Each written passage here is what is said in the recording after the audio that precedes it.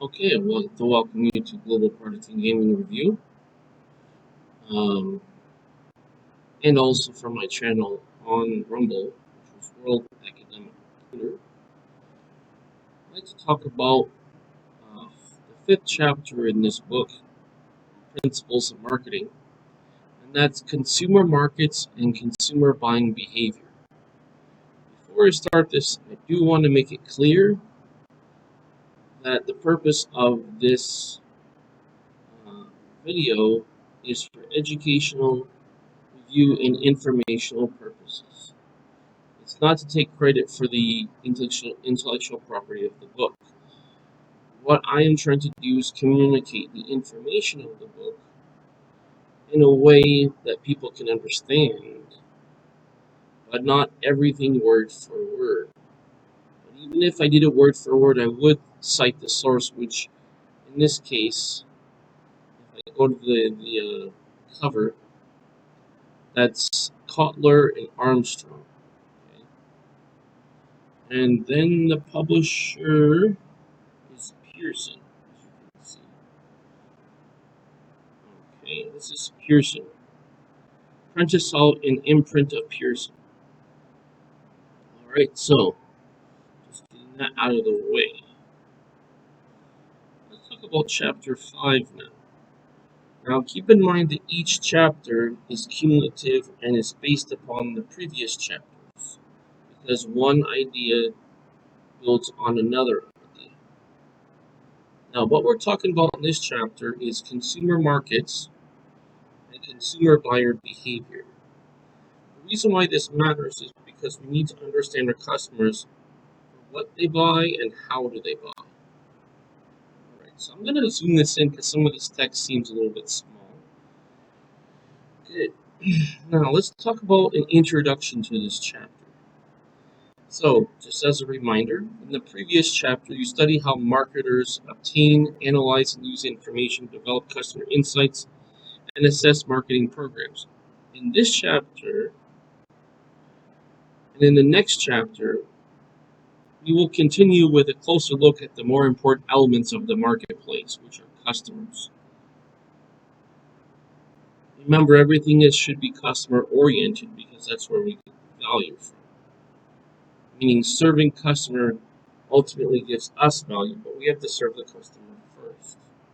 Now, the aim of marketing is to affect how customers think and act, to affect the what's, the whens, and the how's of buyers' behavior. Marketers must first understand the whys. Okay?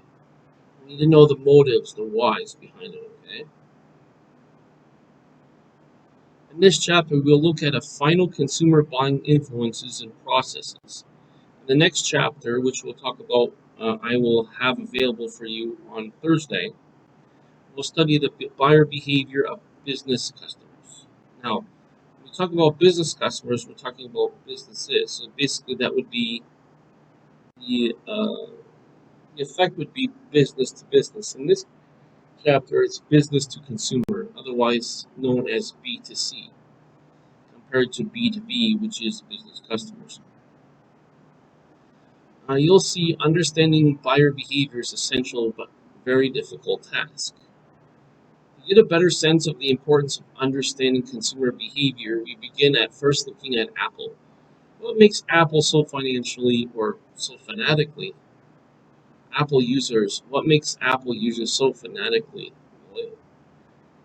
Just what is it that makes them buy a Mac computer, an iPod, an iPhone, or an iPad, or all of these? Partially, it's the way the equipment works, but at the core, customers buy from Apple because the brand itself is a part of their own self-expression and lifestyle. It's a part of what loyal Apple customer is. So it's basically like any brand. There's brand loyalty and there's brand loyalty for a reason. So people have preference in terms of brands for psychological reasons and because the marketing and the branding into their business. Now, There is a case example about Apple. What we're going to do, we don't have so much time to go over all the case examples. So just understand that Apple's branding is for the hip and the cool demographic. The people who want to go with trends and want to be the cool, as they say, the cool kids. Now, it wasn't always that way, but once they did the branding that way, they attracted the people who of that mindset. Okay? So, so that's part of your target marketing, okay, which we'll talk more about in later lessons. Now, let's talk about some. Let's define some. Let's define some vocabulary and some terms. Actually, we don't want to make this too big. Now, first one is consumer buying behavior. That is the buying behavior of final consumers, individuals and households that buy goods and services for personal consumption. So the point is we need to know who is doing the buying and for what purpose. Is it for business purposes or is it for personal consumption? The term we should be aware of is called consumer market. All the individuals and households that buy or acquire goods and services for personal consumption. Keywords are personal consumptions. So this is the consumer market as opposed to the business to business market. Right? Now, here are 4 objectives we need to have clear for this chapter and that we need to learn and be able to express clearly. First objective, define the consumer market and construct a simple model of consumer buyer behavior. Okay? Now, what is that? That's the model of consumer behavior. Okay, for objective 2, name the 4 major factors that influence consumer buyer behavior. I need to highlight the rest of that there. What is that? That's characteristics affecting consumer behavior. All right. Now for objective 3, we want to list and define major types of buying decision behavior and the stages in the buyer decision process. If we know that, we know what should be marketed and when should be marketed.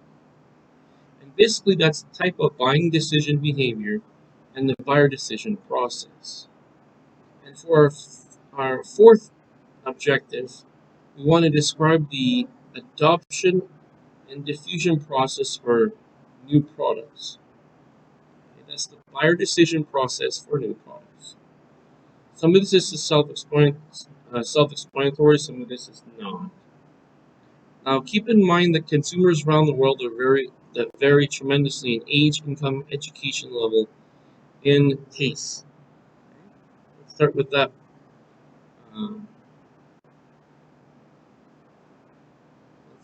Let's start that as a first understanding. Okay? They also buy an incredible variety of goods and services. How these diverse consumers relate with each other and other elements of the world around them impacts their chances among various products, services, and companies. Okay? So it's elements of the world around them impacts their choices among various products, services, and companies. Now, here we examine the fascinating array of factors that affect consumer behavior. Now, the first thing we need to consider is the model of consumer behavior. Consumers make many buying decisions every day, and buying decisions is the local point of the marketer's effort. Most large companies research consumer buying decisions in great detail to answer questions about what consumers buy, where they buy, how and how much they buy. Okay, so the quantity and the price. Okay, here's the important things. Where they buy, what they buy, where they buy, and how much they buy, when they buy, and why they buy.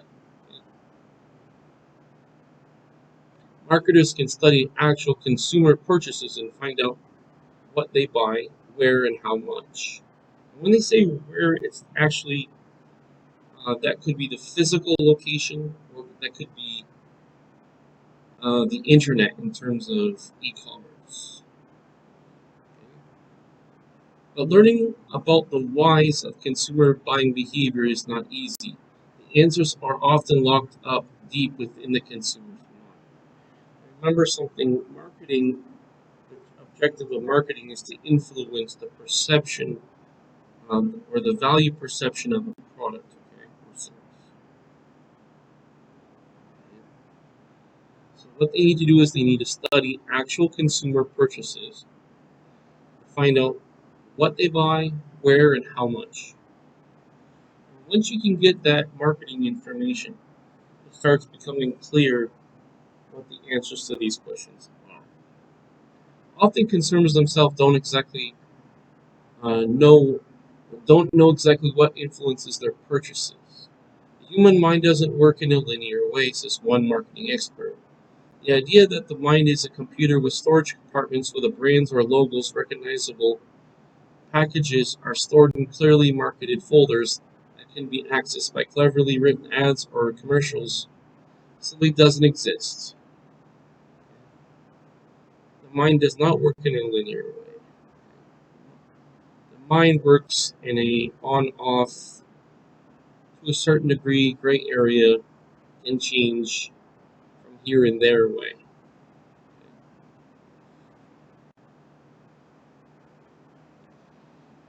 Instead, the mind is a whirling, swirling, jumbled mass of neurons bouncing around, colliding, and continuously creating new concepts. Here we go. Creating new concepts and thoughts and relationships inside every person's brain, all around, all over the world.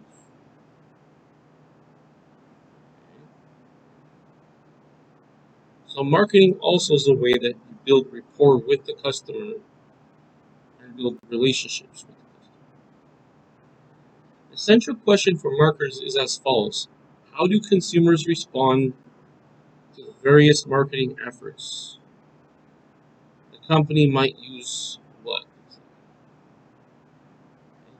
Now this is the starting point in the stimulus response model or buyer behavior shown. The figure shows that marketing and other stimuli enter the consumer's black box, which is basically like a permanent storage, and produce certain responses. Marketers must figure out what the buyer's black box is, or what is the buyer's black box. I'll show you the figure a little bit later. This last paragraph. Now, marketing stimuli consists of the 4 Ps, as we talked about before. Okay? Now, that's product, price, place, and promotion. Okay, those are the main. This is the very basic main 4 things. Okay? Price, place, product, price, place, and promotion.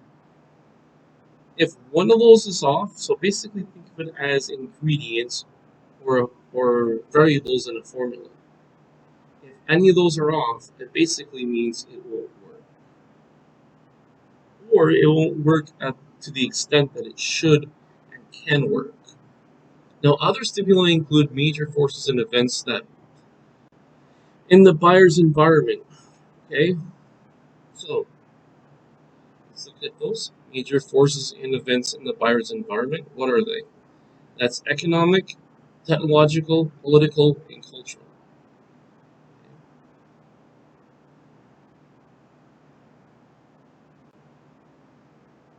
All these inputs enter the buyer's black box where they are turned into a set of buyer's responses.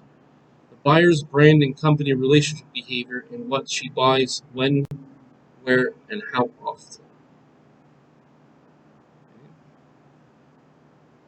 You notice that a lot of these concepts are very repetitive and redundant, meaning you'll see them in other places, but to drive home the point, sometimes it's a little bit additive. Now let's look at this diagram that was referred to earlier. This is called the model of buyer behavior. Okay, so we have three major categories. We have the environment, the buyer's black box, and the buyer responses. Take a look at it for a moment.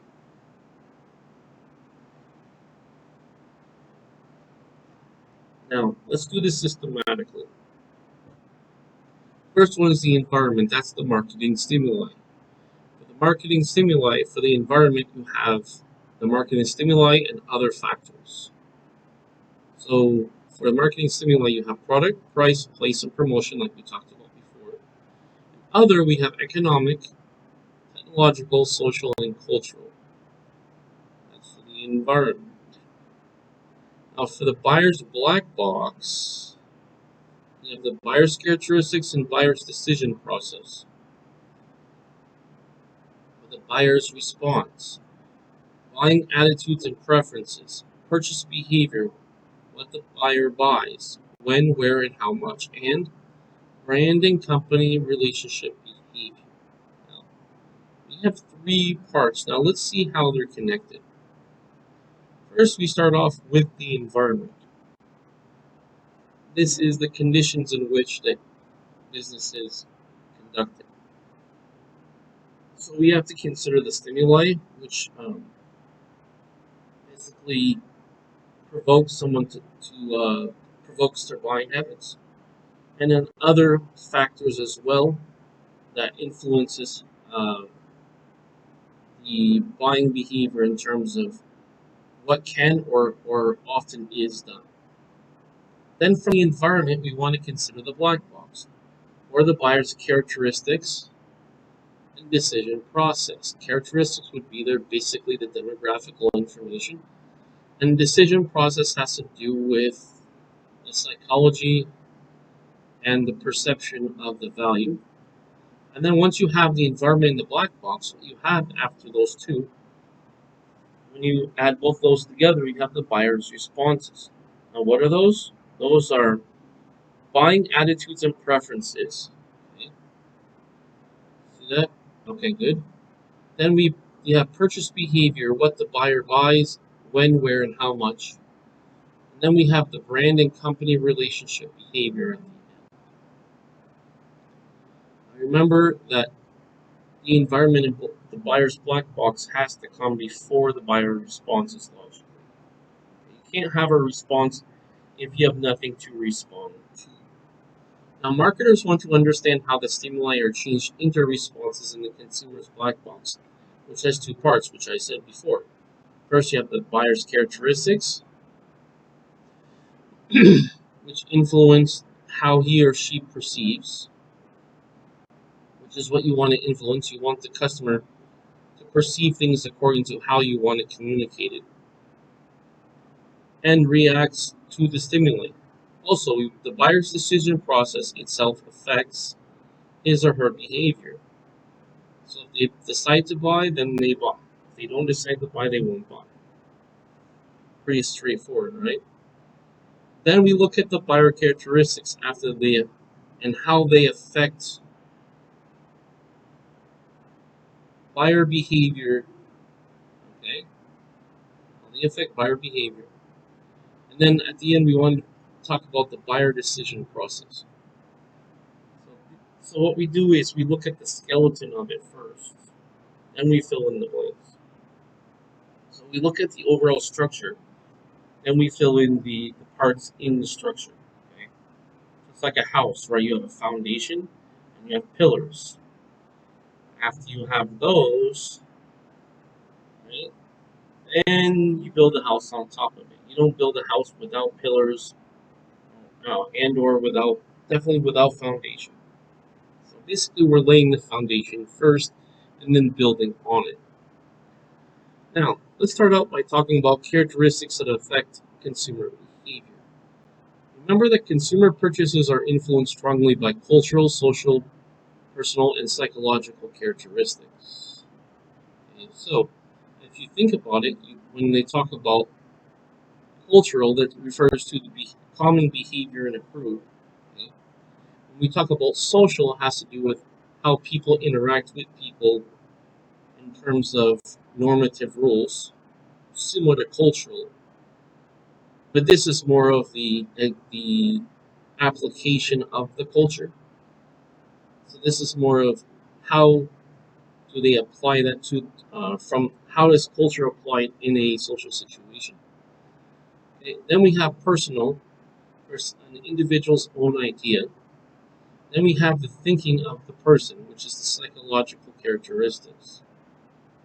For example, some people are very careful, don't like to buy right away, and some people are not careful about purchases. They just go on their whim.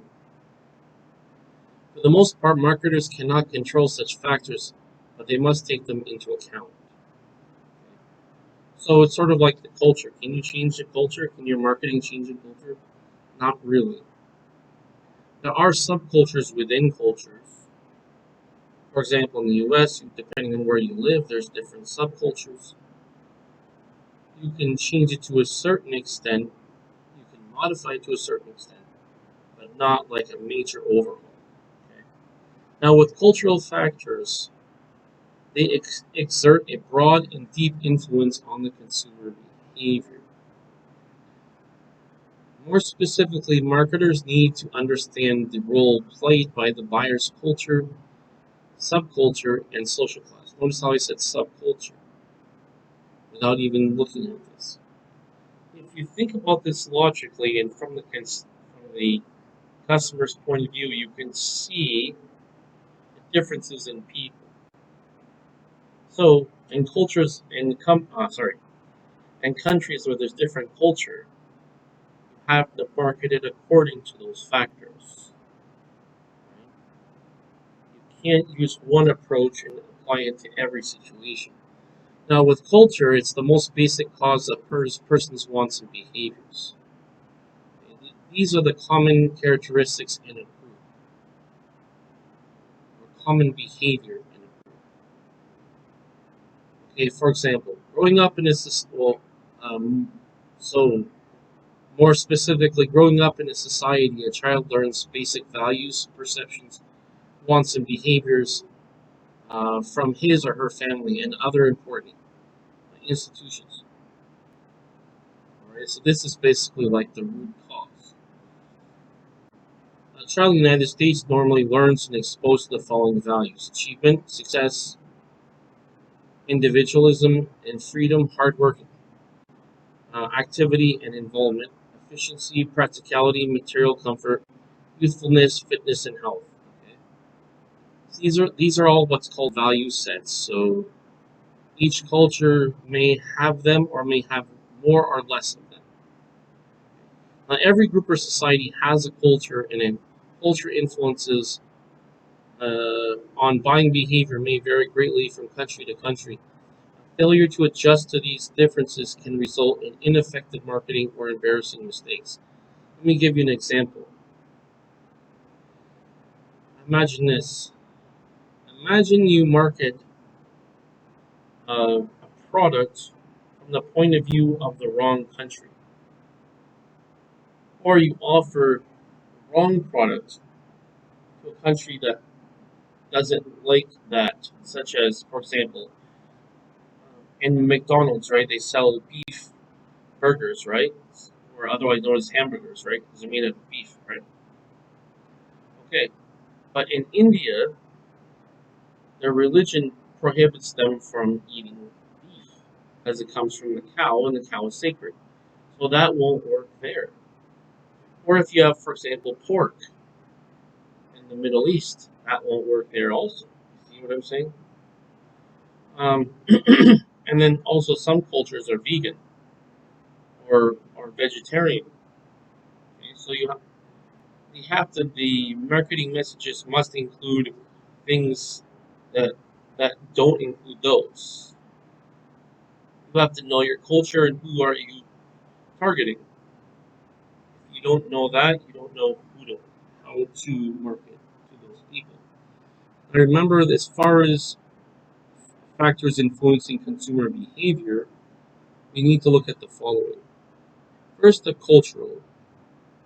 We have cultural, we have social, we have, as I'm highlighting this, personal,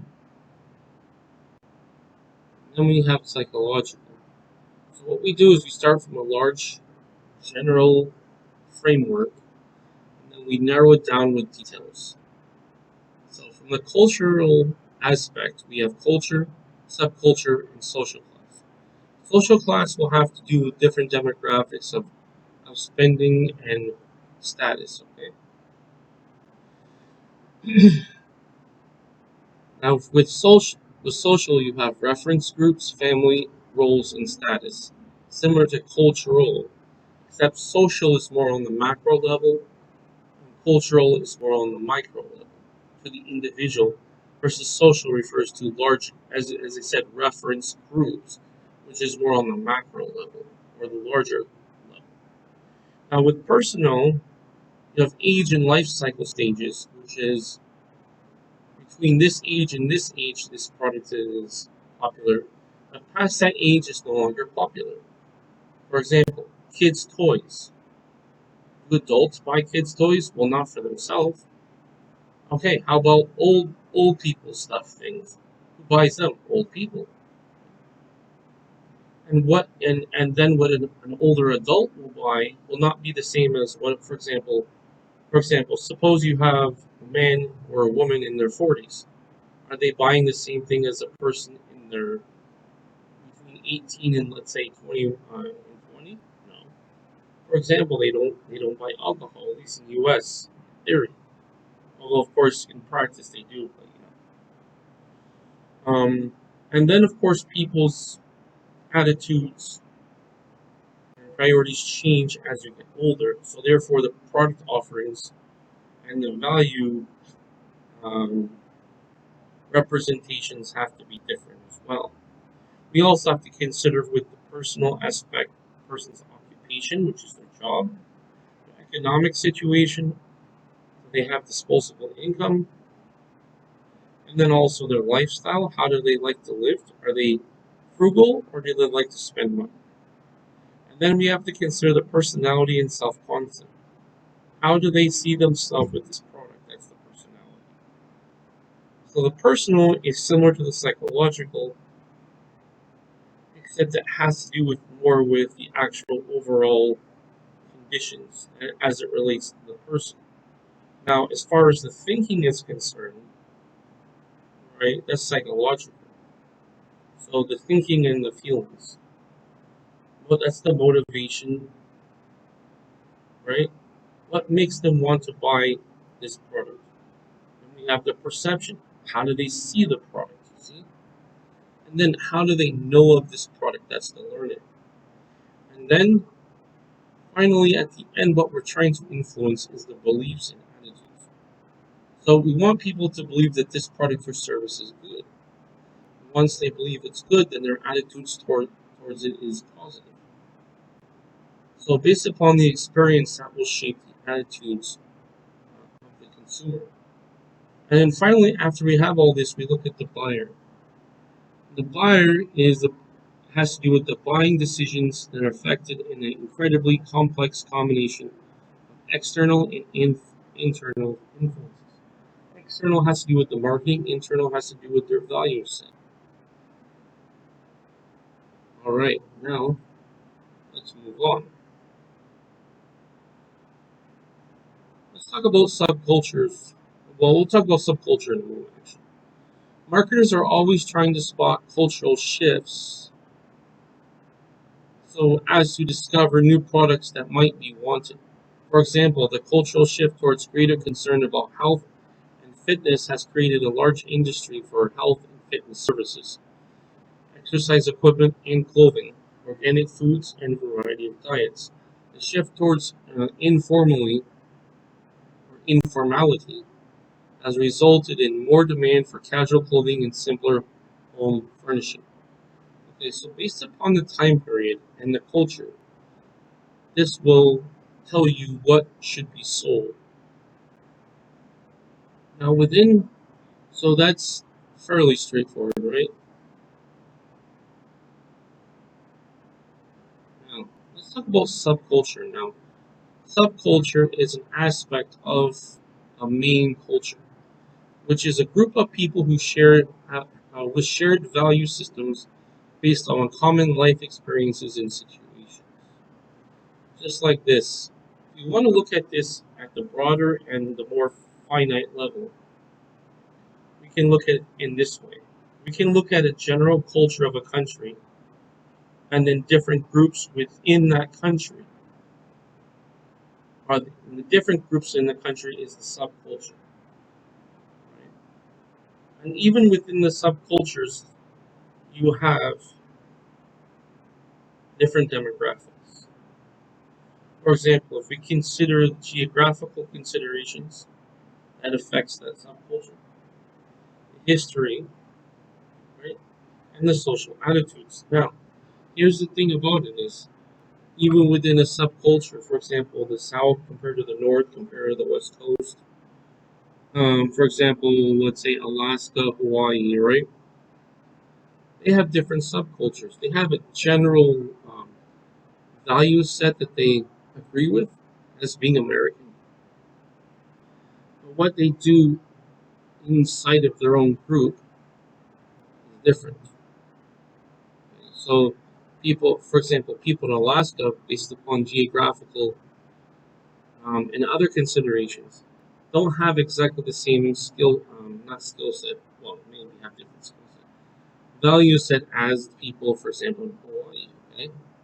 Different way of the lifestyle, which is different way of living in those environments are different.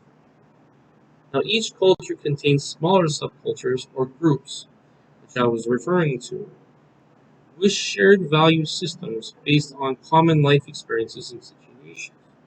Now, within environment, you have the environment basically will give everybody the shared value systems. So, if you live in a hot climate, a cold climate, you live in a mountain or a valley, right? Or if you live in the city, you live in the town, or you live in the countryside. Those are different subcultures. Technically, within the same environment, you can have different subcultures. So it's kind of like a subculture of a subculture.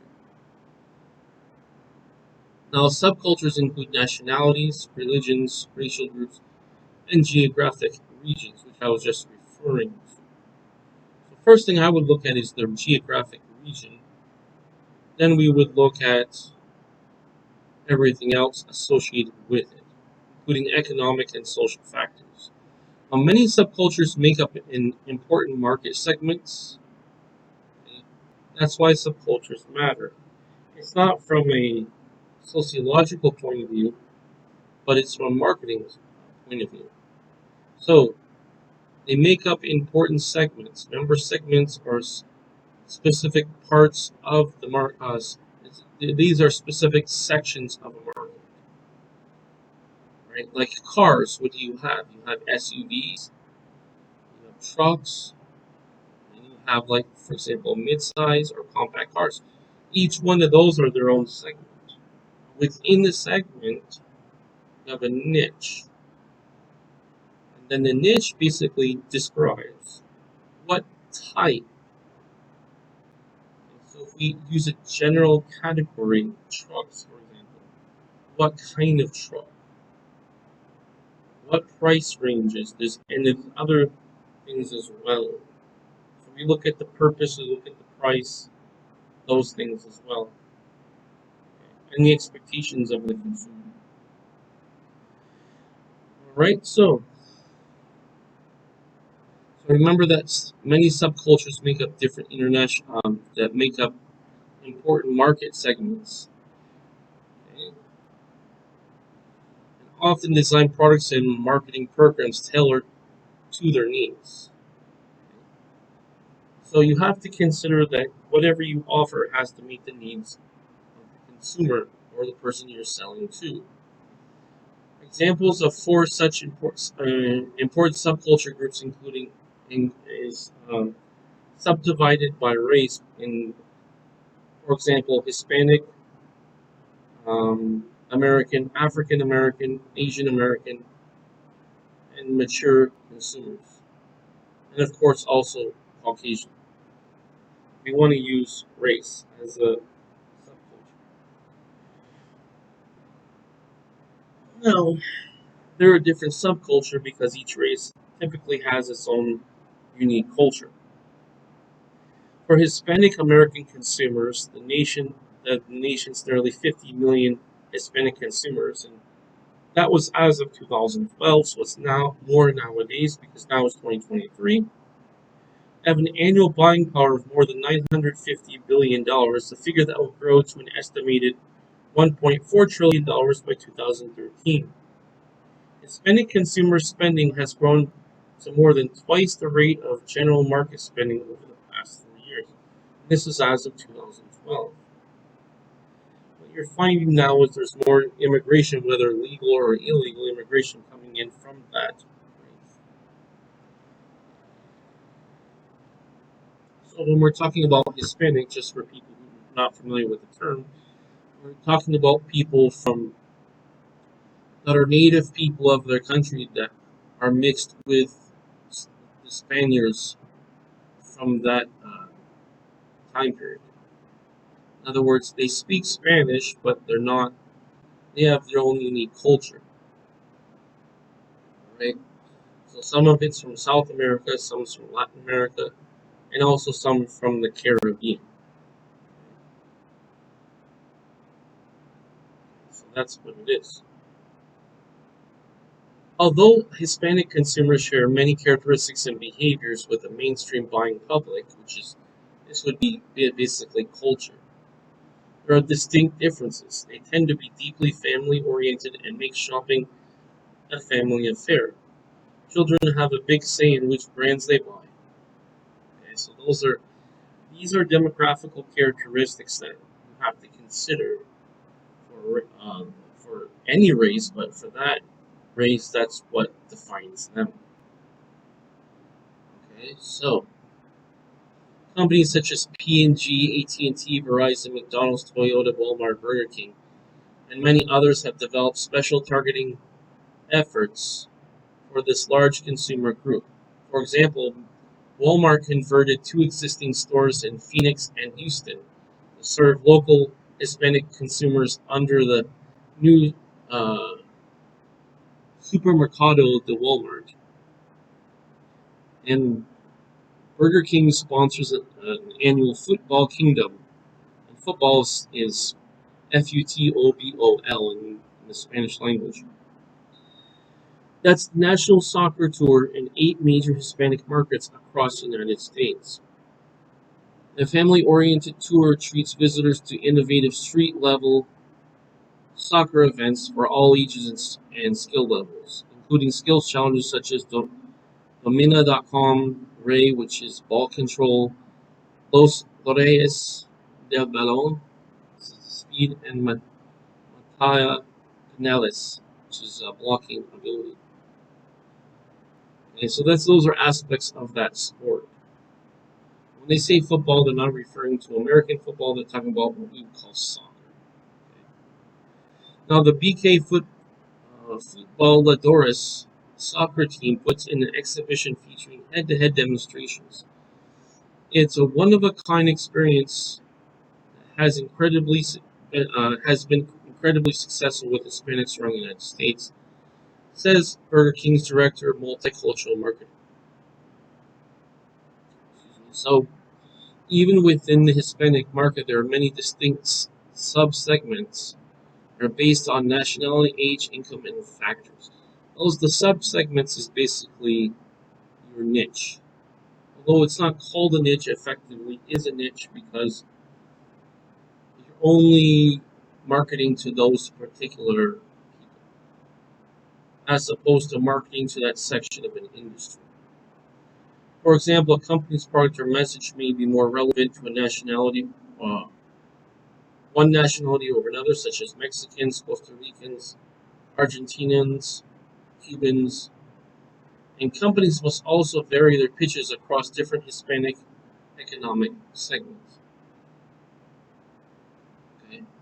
Now, thus, companies often target specific sub-segments, okay, within the larger Hispanic community with different kinds of marketing efforts. Now, if you think about this right, it makes complete sense when you think about it because you can't market to a person the same way if they're of various ages. For example, old person versus young person. Or, for example, teenager as, like, for example, middle-aged person. Because they have different experiences, different value sets, and different expectations for what their wants and needs are. Okay? So that's why. Okay?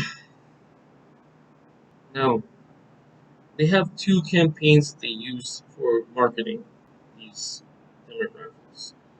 One was called Hispanic Agency Cornell Advertising for two very different Toyota brands and the full-size Tundra pickup truck and the Lexus. And the brilliant thing about it is that they're not changing the products. They're doing is the way they're presenting the value of the product to the that sub-segment is different. Because you got to consider what they find to be valuable. Then you have to create what's called a value proposition, which is a organized and systematic way of showing value to a demographic. Okay. Now, in this case, these are sub-segments, so this is based upon um, different. These are based upon major criteria within a segment, which, as I was saying before, that indicates it's a different niche. Right? Just like other products, they have this target market, a target audience. They don't market to everybody because not everybody shares the same values, and not everybody is likely to be interested in that product or can find value in that product.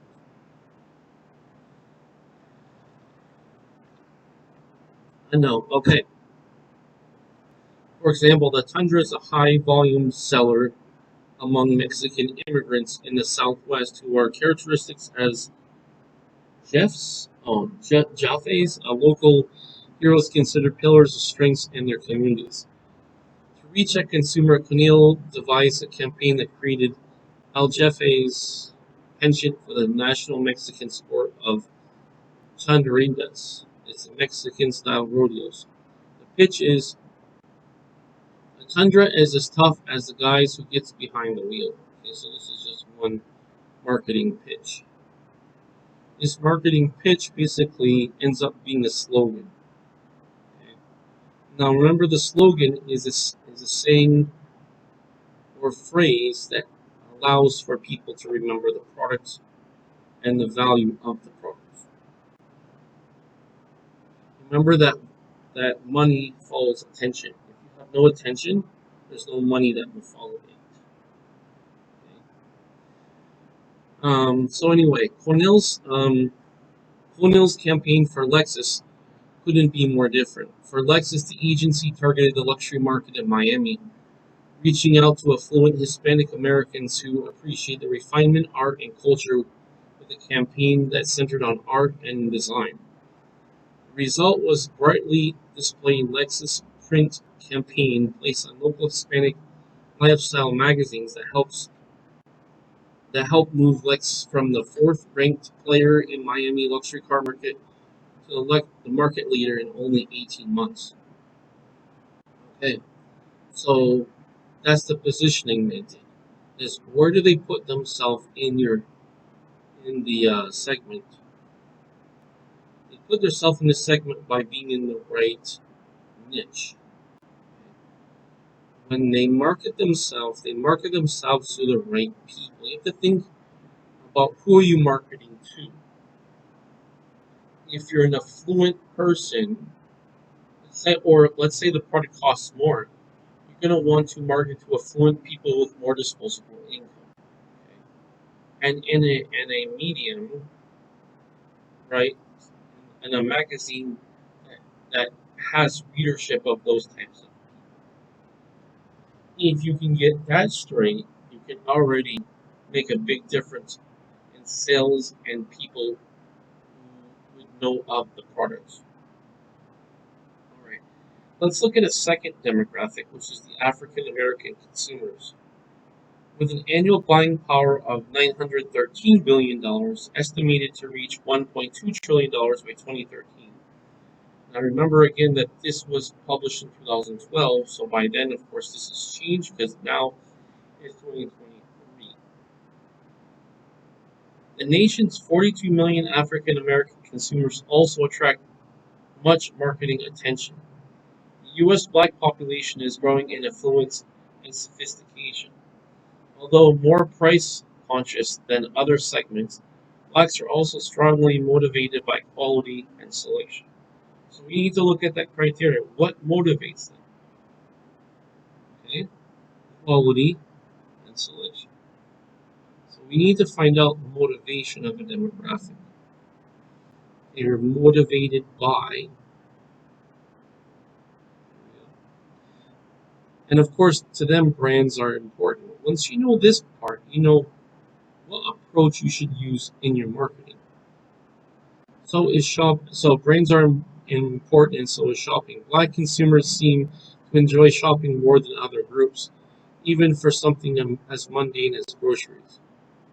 In recent years, many companies have developed special products appeals marketing programs for African American consumers.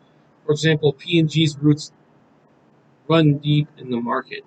P&G's have long been the leader for African American advertising and spending nearly twice as much as the second place spender. It has a long history of using black spokespeople in its ads, beginning in 1969 with entertainer Bill Cosby endorsing Crest. Today you'll see Angela Bassett promoting the benefits of Olay body lotion for black skin.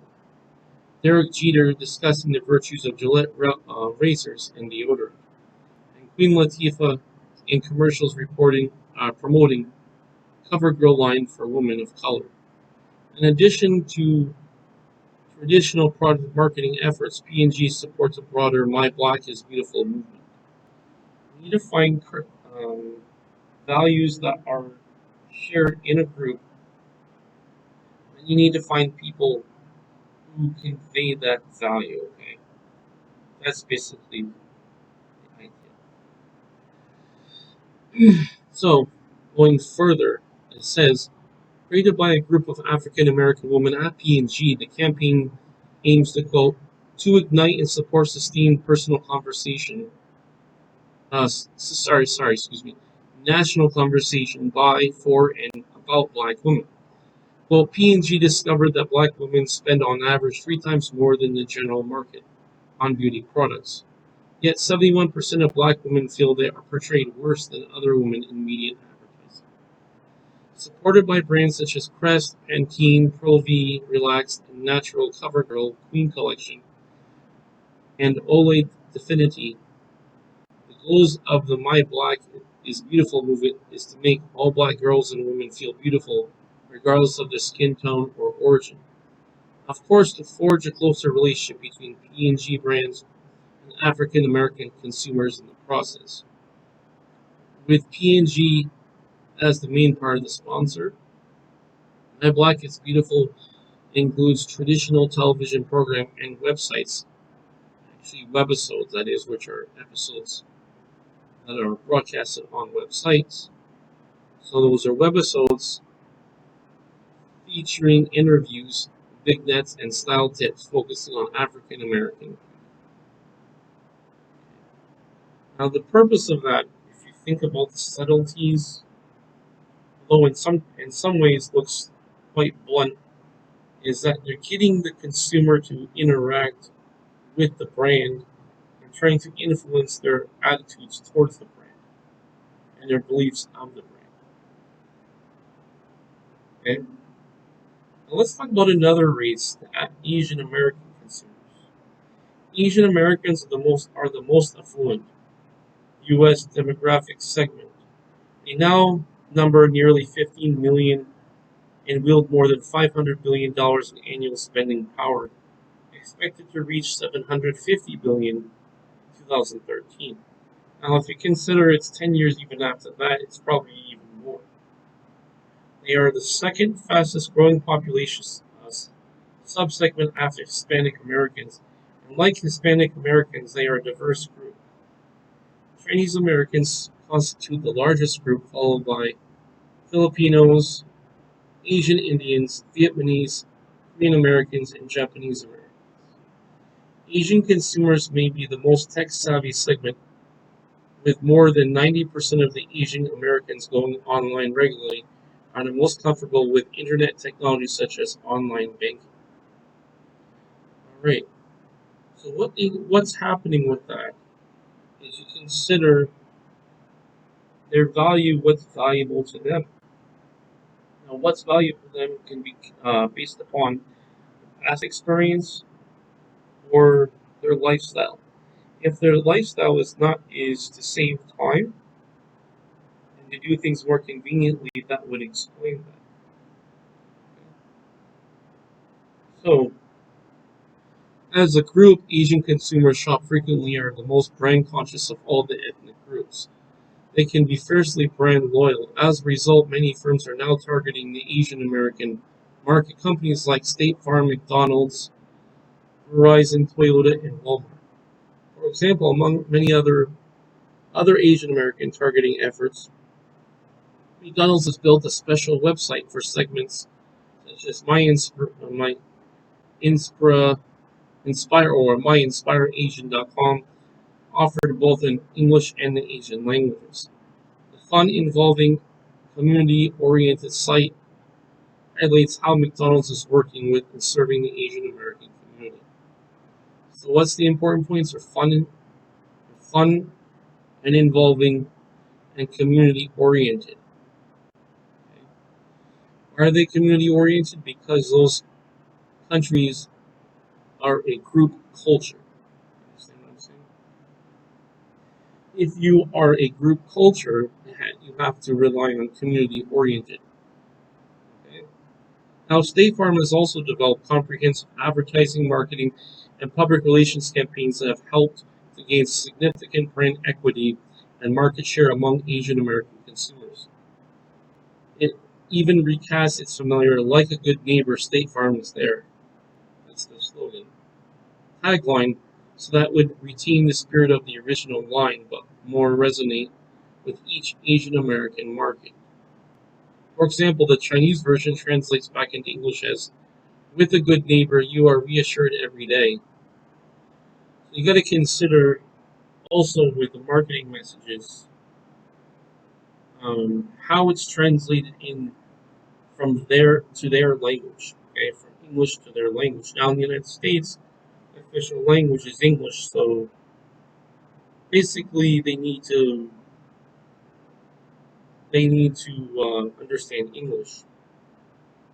Just like if you went to Vietnam, China, or those other countries that primarily don't speak English, you have to understand it from the country's main language, okay? But if they want a campaign that targets people who don't speak English, that would be something to consider. And remember that certain parts of language don't exactly translate over, okay? Even between English and French, things don't exactly translate over. But State Farm's commitment to the Asian American communities goes well beyond just slogans, such as being a good neighbor today means investing in tomorrow's leaders, or as he says State Farm's Vice President of Multicultural Business Development. Over the years, State Farm has invested in, quote, providing leadership opportunities for, meaning the Asian American youth, teen, auto safety programs, youth and college education excellence opportunities, financial education for all groups, and community development. Why? Because we have to show something that's relevant to them and that they value. Okay? Now let's talk about mature consumers. Now the mature consumers, as the U.S. population ages, mature consumers are becoming a very attractive market. By 2015, which at the time that they published the book was 2012, now of course it's 2023. But as per their prediction, according to the author, by 2015, when all baby boomers will be 50 plus, ages 50 to 75 will account for 40% of adult consumers. By 2030, adults aged 65 and older will represent nearly 20% of the population. And these mature consumer segments boast the most expendable cash. The 50 plus consumer segment now accounts for nearly 50% of all consumer spending, more than any other current or previous generations. They have 2.5 times the discretionary buying period of ages 18 to 34, which is important to know that because you need to market to people who have the greatest amount of buying power. As one marketing executive puts it, they have, quote, assets, not allowances. Despite some financial setbacks resulting from recent economic crisis, mature consumers remain an attractive market for companies in all industries. From, for example, pharmaceutical, furniture, groceries, beauty products, clothing, consumer electronics, travel, entertainment, and financial services. All right, so keep that in mind. There are different reasons for that. One of the reasons could be that the fact that they have accumulated wealth over the years. And also, as you get older, your priorities do change based upon your limitations, your advantages. Just like business strategy, you have your strengths, weaknesses, opportunities, and threats.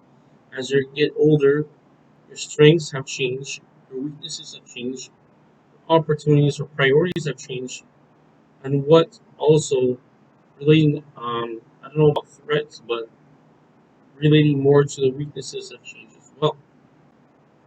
So when you're younger, you have better physical shape than when you're much older, like 50s, 60s, 70s, and so on. So, of course, with different priorities require a different marketing message and a different value proposition that must be communicated. Now, for decades, many marketers stereotype mature consumers as doddering, impoverished shut-ins who are less willing to challenge brands. And there's one problem.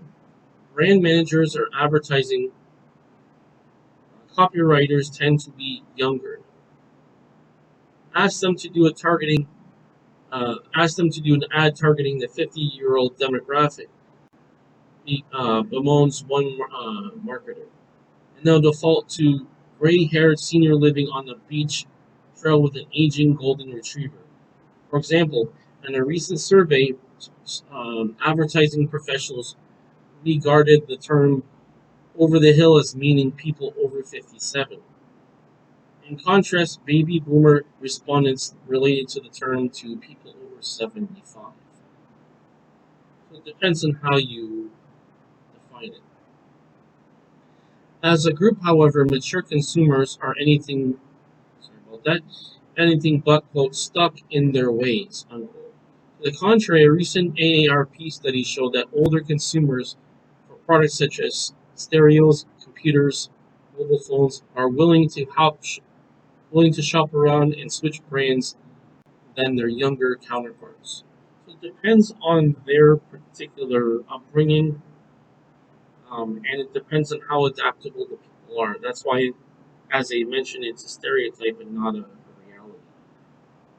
For example, notes one expert, some 25% of Apple iPhones, the epitome of cool cutting edge product, have been bought by people over 50. So, depending on how they progressed as they got older, depending on their priorities and wants, depend on their attitudes towards brands, and obviously also their personality. And in reality, people whose age would seem to place squarely in the old category usually don't act, excuse me, or see themselves that way.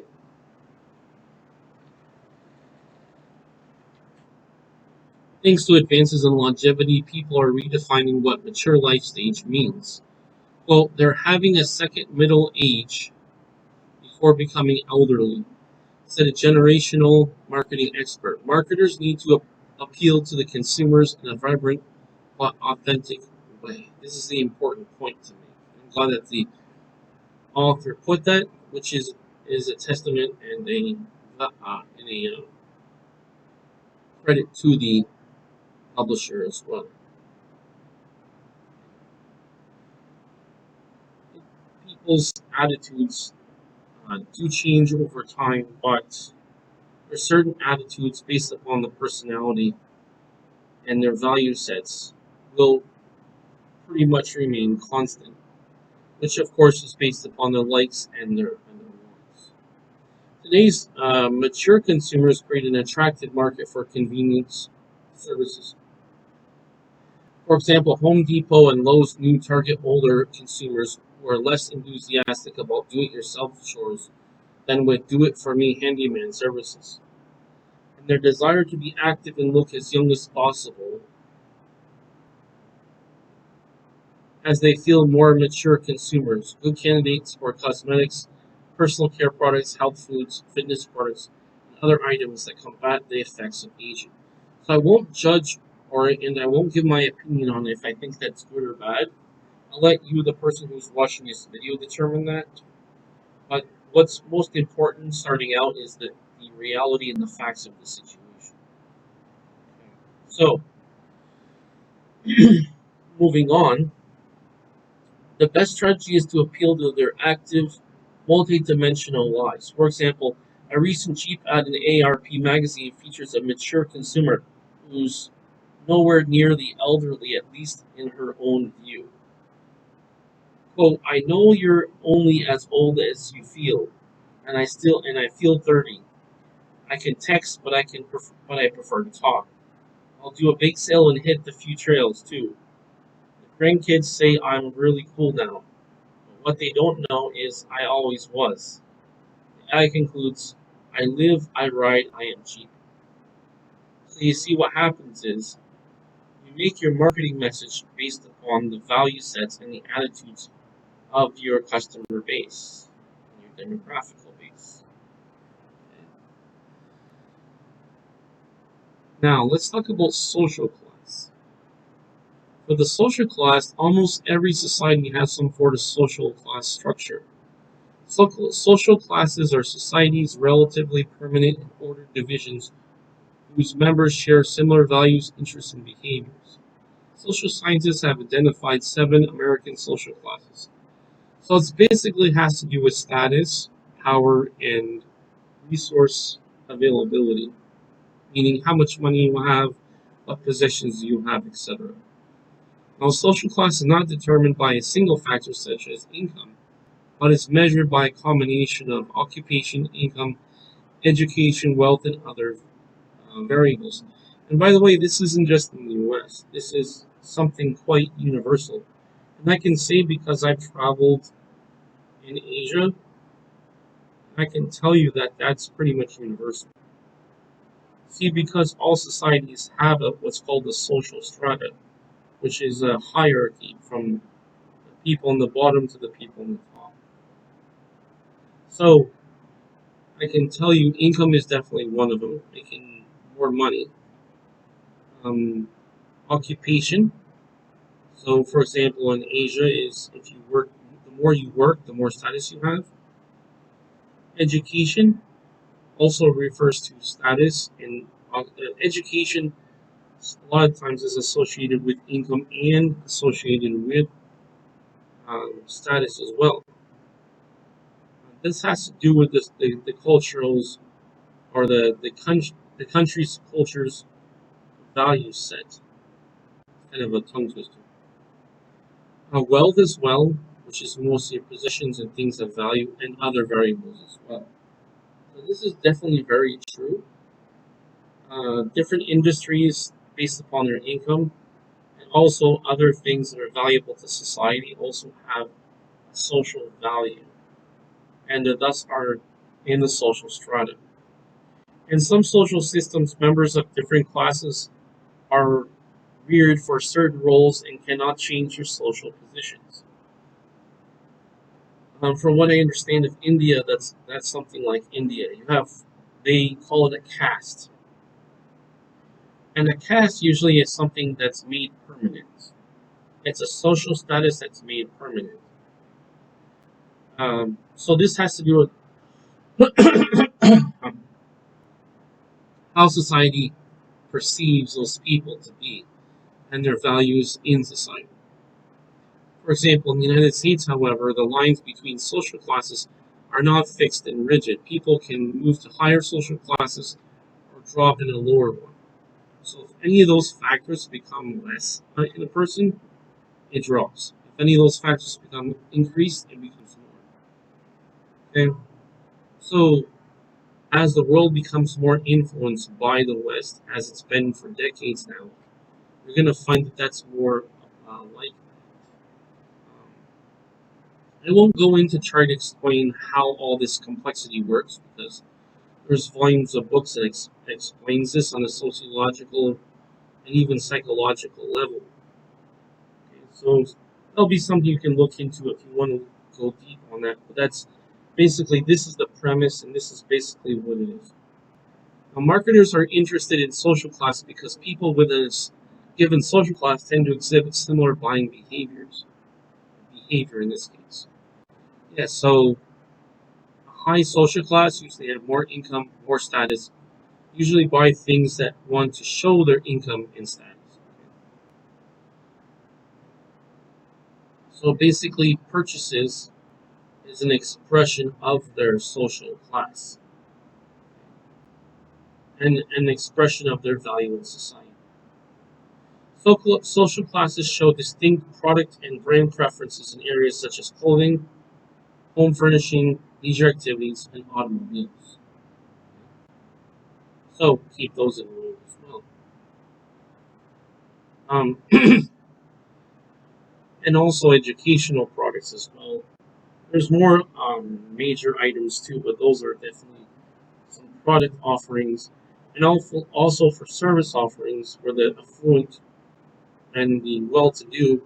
It's also investing in things that have long-term value, education, or services that gets them into certain schools, especially in Asia, because Asia in general is is a continent that includes countries that value fees over almost anything else, which face means the public perception of a person. Now, let's talk about another major factor, which are social factors. Just drinking some water here to clear my throat. Now, a consumer's behavior is also influenced by social factors such as the consumer's small groups, family, and social rules and roles in status. Let's get that premise straight right now. Now, groups and social networks. So, before we talk about that, let's talk about what a social class is. Then let's apply it to the groups and social networks. Now, a social class is a relatively permanent and ordered division in society whose members share similar values, interests, and behaviors, as we mentioned earlier. Keep in mind that a group is two or more people who interact to accomplish individual or mutual goals. Very broad definition, but just to get the point across, just to get the overall understanding is what's important here. Now, for group and social networks, many small groups influence a person's behavior and a social group. Groups that have a direct influence and to which a person belongs are called member groups, or membership groups, actually. In contrast, reference groups serves as direct face-to-face, indirect points of comparison, or reference in form of a person's attitudes or behaviors. Keep in mind that people are often influenced by reference groups by which they do not belong. There could be several reasons for that. One, It could be that they want to be part of the group, or it could be a comparison to legitimize or to give recognition of what they're doing is accepted. Now, people often are influenced by reference groups by which they do belong. For example, an inspirational group is one to which individual wishes to belong. As when a young basketball player hopes to someday emulate basketball star LeBron James and play in the National Basketball Association or NBA. Basically, what happens is the affluent have certain value sets and benefits that other people in society want. And that's what they're talking about inspiration. And they want to be like those people. Um, or I guess in this case, they call it aspirational, means that's what they're looking towards based upon the fact that they share the same value set but do not have the same status. I think I will spare my opinion on the matter. Suffice it to say that everybody has their own opinions on what's important to them. Now, marketers try to identify the reference groups for their target markets. Reference groups expose a person to new behaviors, lifestyles, and influence the person's attitude and self-concept, and create pressures to conform that may affect the person's product and brand choices. Sort of a mouthful. Let's look at that. Person's attitudes, self-concept, what they think of themselves, and the meaning of it, how they approach something, and what they think something means of themselves. That's a self-concept. What do? They create pressures to conform that may affect the person's product and brand choices. The people who are not so malleable, or the people who are not so influenced by that, are people who are not so influenced by brand choices. Well, brand choices could be brand loyalty or lack thereof. So it could be, well, one year he likes this kind of brand, and the next year he likes that kind of brand. So, right, so those are your frugal, more savvy shoppers are not brand conscious. But ultimately, everybody has brand choices. The importance of group of influency, influence. Okay. Yes, the importance of group influence varies across products and brands. It tends to be strongest when the product is visible to others whom the buyer respects. That's a value set. What does the group value? Okay? The importance of group influence varies across products and brands. Who's the influencer? Who's the one they want to emulate? Okay? That's basically what it is objectively. Without me giving my opinion on whether I think, without giving an opinion on a value judgment, I will say that's just how it is. Let's make one term clear in this section, which is an opinion leader. Now remember that opinion leader is a person within a reference group who, because of the special skills, knowledge, and personality, or other characteristics, exerts social influence on others.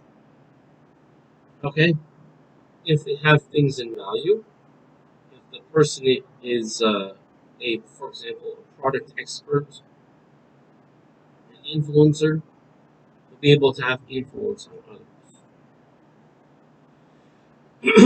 Usually, you have influence because that person has something that the other person wants, that other person doesn't have. Basically, to the point where they want to be on that level. So again, I won't give my opinion on that and get too philosophical, but just understand that that's how things work. See, our first step, especially in marketing, not just in social science, but also in marketing. The first thing to do is to accept that things are the way they are. Not that you agree with it or condone it, but you just have to understand what it is, and then work around the conditions that society presents. Okay? Now, word of mouth influence and buzz marketing. Um, so basically, word of mouth influence can have a powerful impact on consumer buying behavior. The personal words and recommendations of trusted friends, associates, and other consumers tend to be more credible than those coming from commercial sources such as advertisements or salespeople. Most word of mouth influence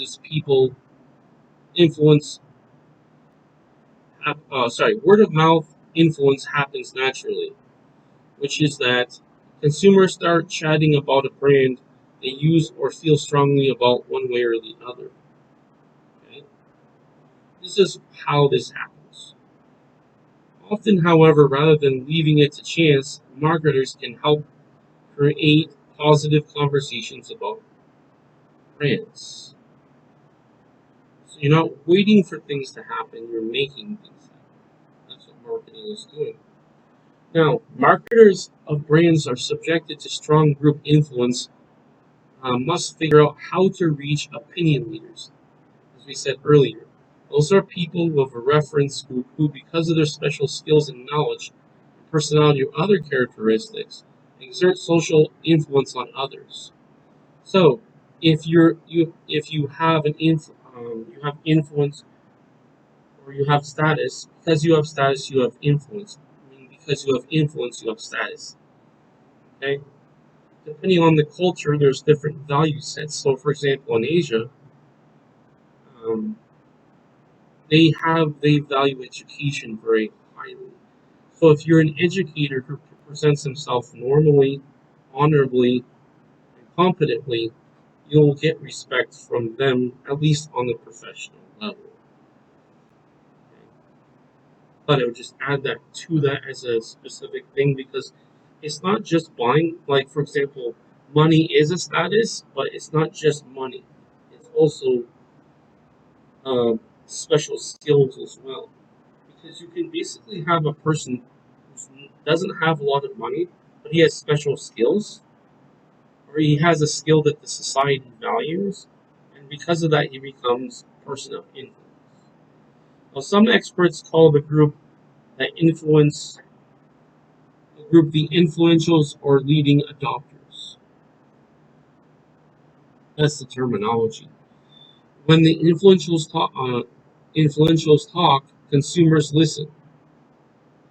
Marketers try to identify opinion leaders for their products and direct marketing offers toward them. Here's an example of what we're talking about. If you see or know of a person who's influential, excuse me, what they want to do is they want to partner with those people. And when I say partner, I'm referring to like a joint venture in which they want to combine their efforts together for a goal. Okay, if you want to use the general definition of joint venture. Okay, so simple example would be people who are popular on YouTube or any other social marketing platform. Okay, what the marketers will do is they'll say, okay, I'll give you this product for free. Give in your video, give a review of it, or they'll say, okay, they'll pay for an advertisement of the products, or possibly both. The idea is that the brand recognition and brand value is associated with the value of someone else. Now, buzz marketing involves enlisting or even creating opinion leaders to serve as brand ambassadors who spread the word about companies' products. And that's exactly what I'm referring to. You see, the value isn't just of the product itself, but it's of the status that a person gets based that's associated with the person who's promoting it. So, for example, if you have the same product as the person who's promoting it, then it automatically by proxy gives you, or at least that's the message they give you, that you get that same status as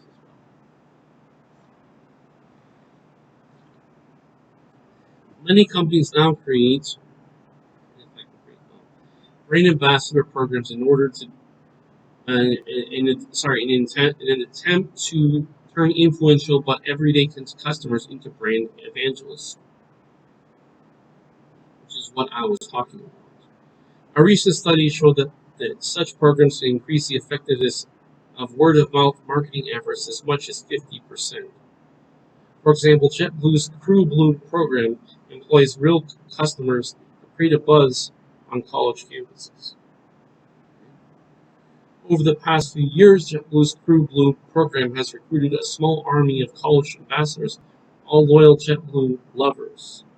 Crew Blue representatives advise JetBlue on its campus marketing efforts, talk up the brand to other students, and help organize campus events, such as JetBlue's Blue Day.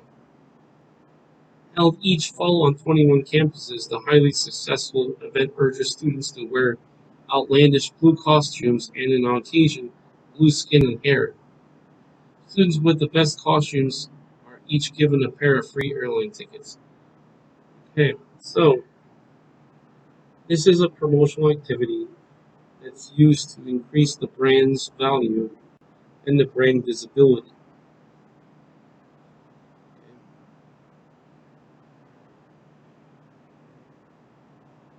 The Crew Blue ambassadors are crucial to the success of JetBlue's campus marketing efforts.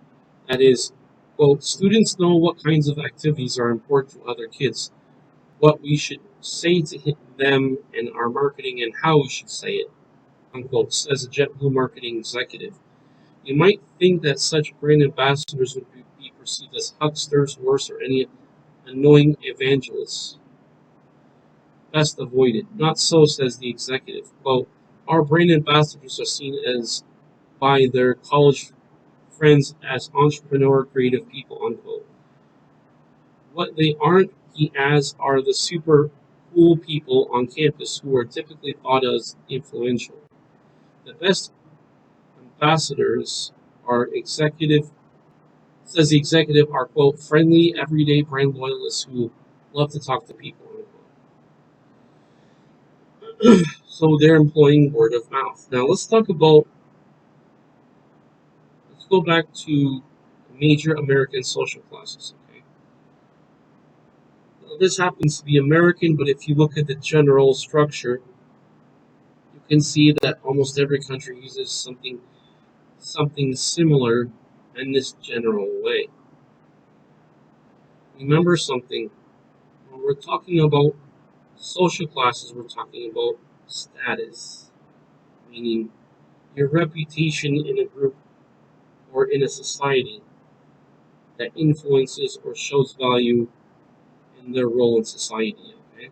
Now, what we have is our four factors. First, we have income, then we have occupation, then we have education, and then we have wealth.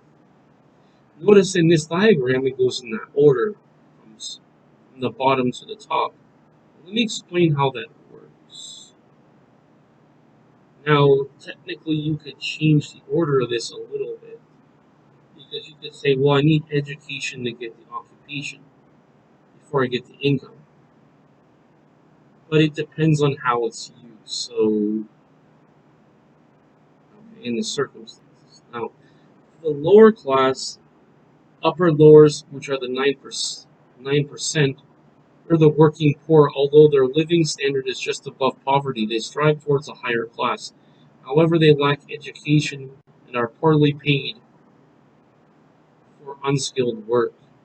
The lower lowers, which is 7%, are visibly poor, often poorly educated, unskilled laborers.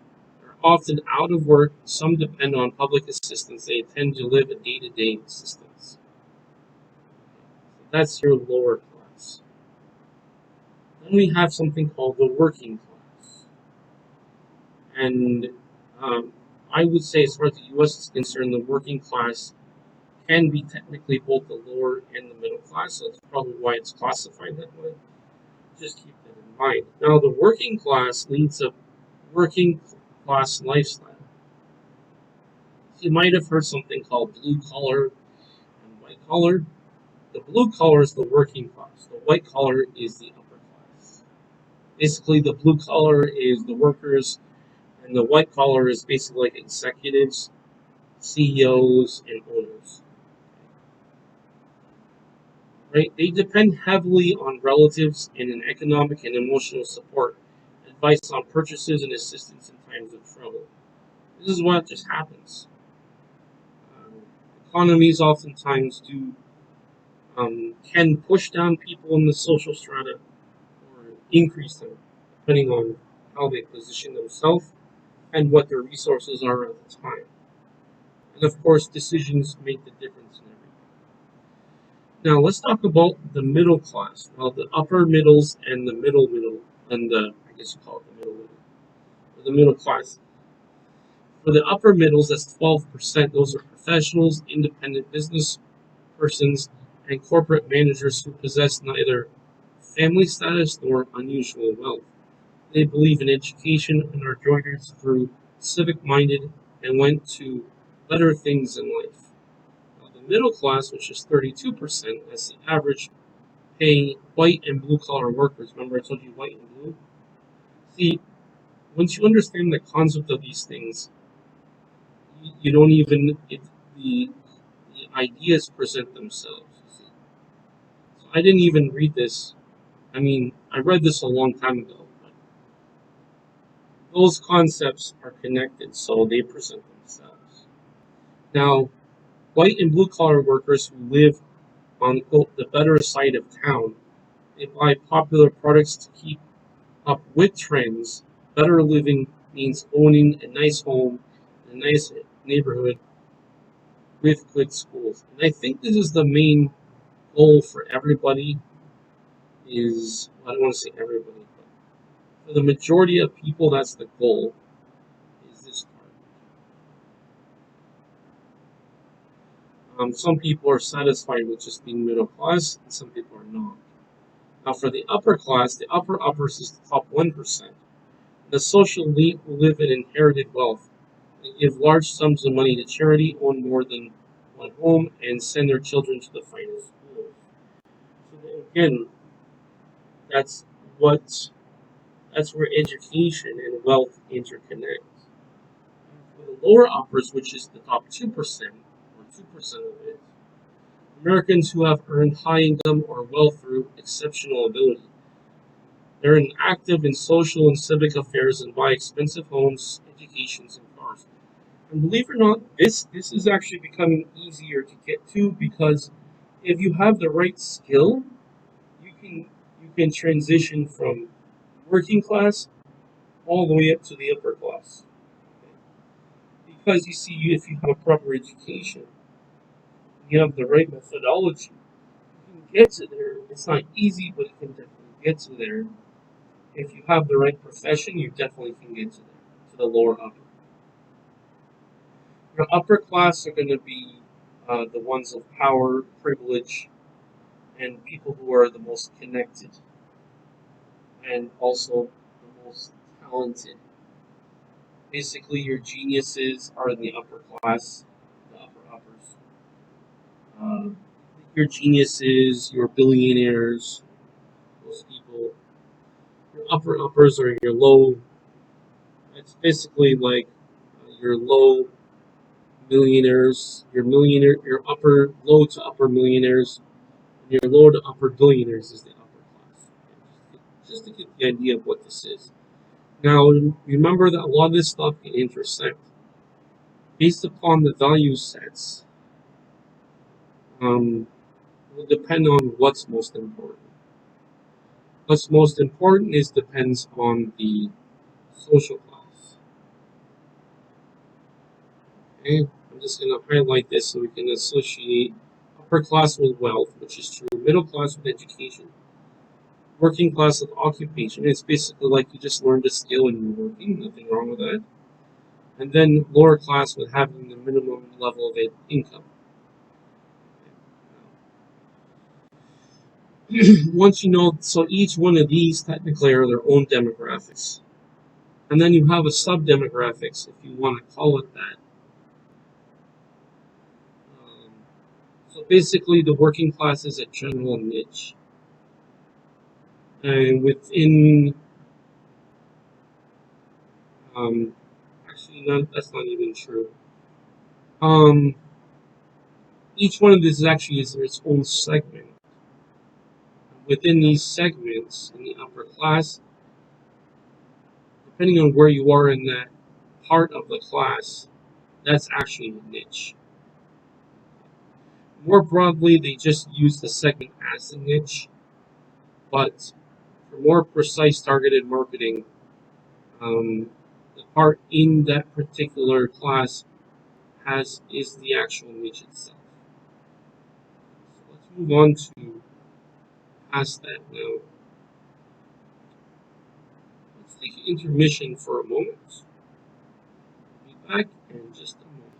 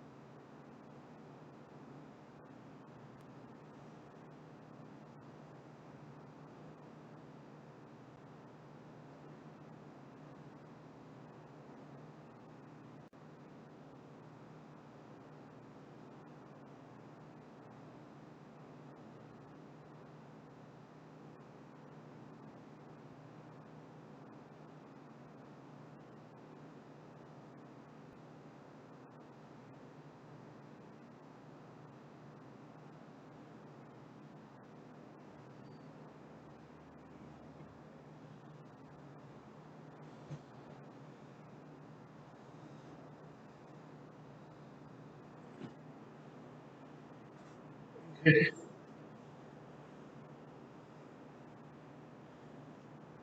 All right. Thank you for your patience on the matter. Hopefully, you had enough time to get some water. Now, of course, I definitely had to get some more water because of talk a lot, your voice gets dry. So, anyway, so let's talk about online social networks. Now, as a definition in terms, let's talk about what that is. Online social communities, these are online social communities such as blogs, social networking website, or even virtual worlds where people socialize or exchange information and opinions. Remember something when this book was published, it was in 2012.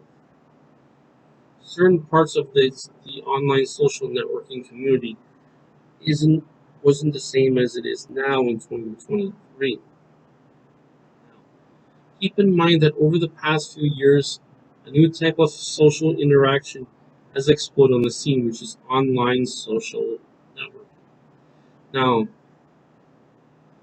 online social networks are online communities where people socialize and exchange information and opinions. Ultimately, the idea is I want to communicate an idea. In the process, there's an exchange, meaning I think I want people to know X, and the person also interacting with me has Y. So I tell X to Y and Y to X. Do you understand? Like person one tells person two something, and person two tells person one. So that's like one to one. And then for social networking, such as what I'm doing, it's one to many. The idea is I want to get the information out to many people. Social networking, of course, online social networking is probably one of the most powerful ways of doing it. So social networking media ranges from blogs like Gizmodo and message boards like Craigslist to social networking sites like Facebook and Twitter and virtual worlds such as Second Life. Now, keep in mind that this was 2012, so this doesn't include things like Instagram and more recently with Rumble. There's other things like Pinterest and what was the other one? Uh, yeah, they mentioned Twitter, right? And also, I think there's other ones too that are basically it's somewhere also Facebook as well, which is one big which I mentioned. And there's another one I forgot the name of it, but basically it's a combination of like Twitter and like live streaming. This new form of consumer to consumer or business to consumer dialogue has big implications for marketers. Okay? This is the premise. Let me explain what I'm referring to specifically. Marketers are working to harness the power of these new social networks and other word of web, that's in quotes, opportunities to promote their products and build closer customer relationships instead of throwing more one-way commercial messages to consumers. Instead, they hope to use the internet and social networks to interact with consumers and become part of their conversation and lives. See how powerful that is? Okay, I'm going to put that whole thing in highlighting because that's pretty huge. For example, brands ranging from Burger King and American Greetings to the Chicago Bulls are tweeting on Twitter. Jeep connects with customers via a community page that links photos on Flickr, the company's Facebook, and the MySpace pages, which is MySpace is sort of like a dinosaur relic by now, especially as technology goes faster. And the list of enthusiast groups. Southwest Airline employees shared stories with each other and customers on the company's Nuts About the Southwest.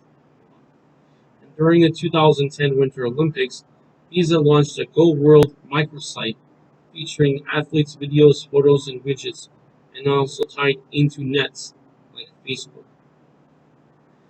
Visa customized the campaign for global marketing featuring different sets of athletics for Canada and Russia.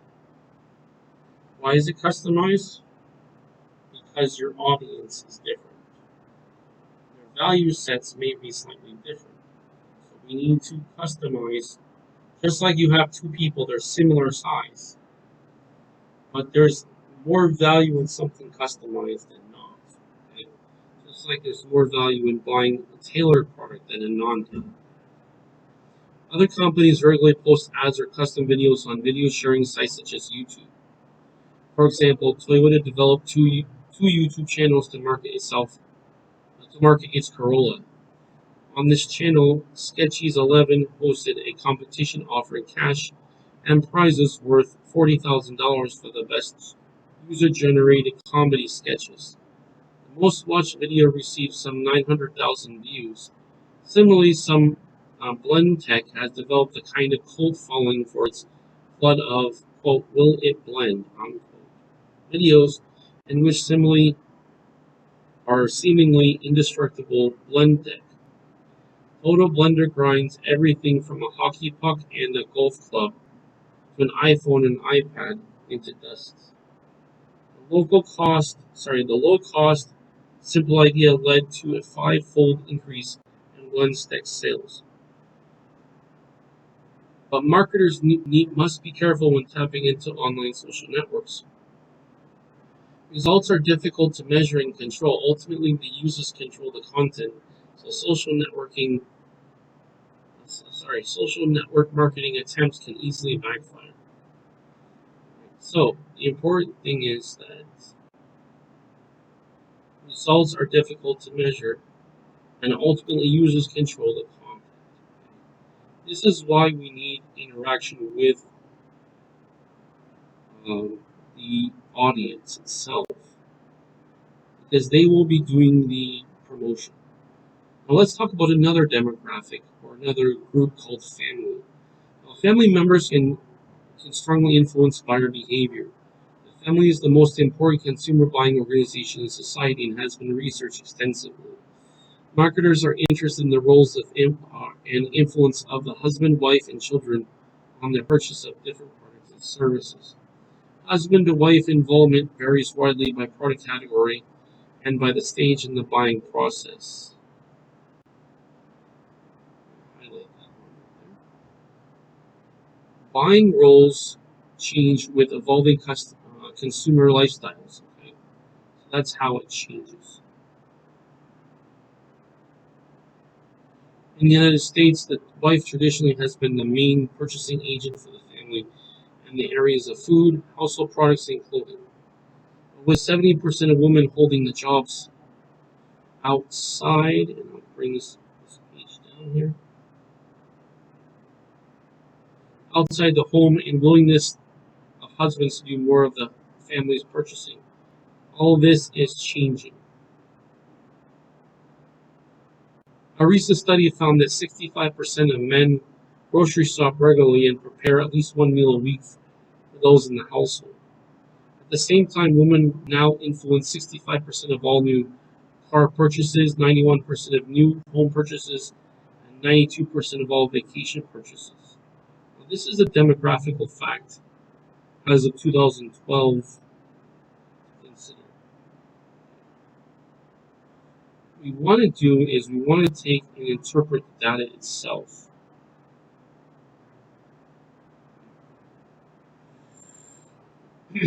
So when we get the marketing information, what we want to find out is what is the significance and what is the meaning of such information, and then what is the conclusion towards an action plan.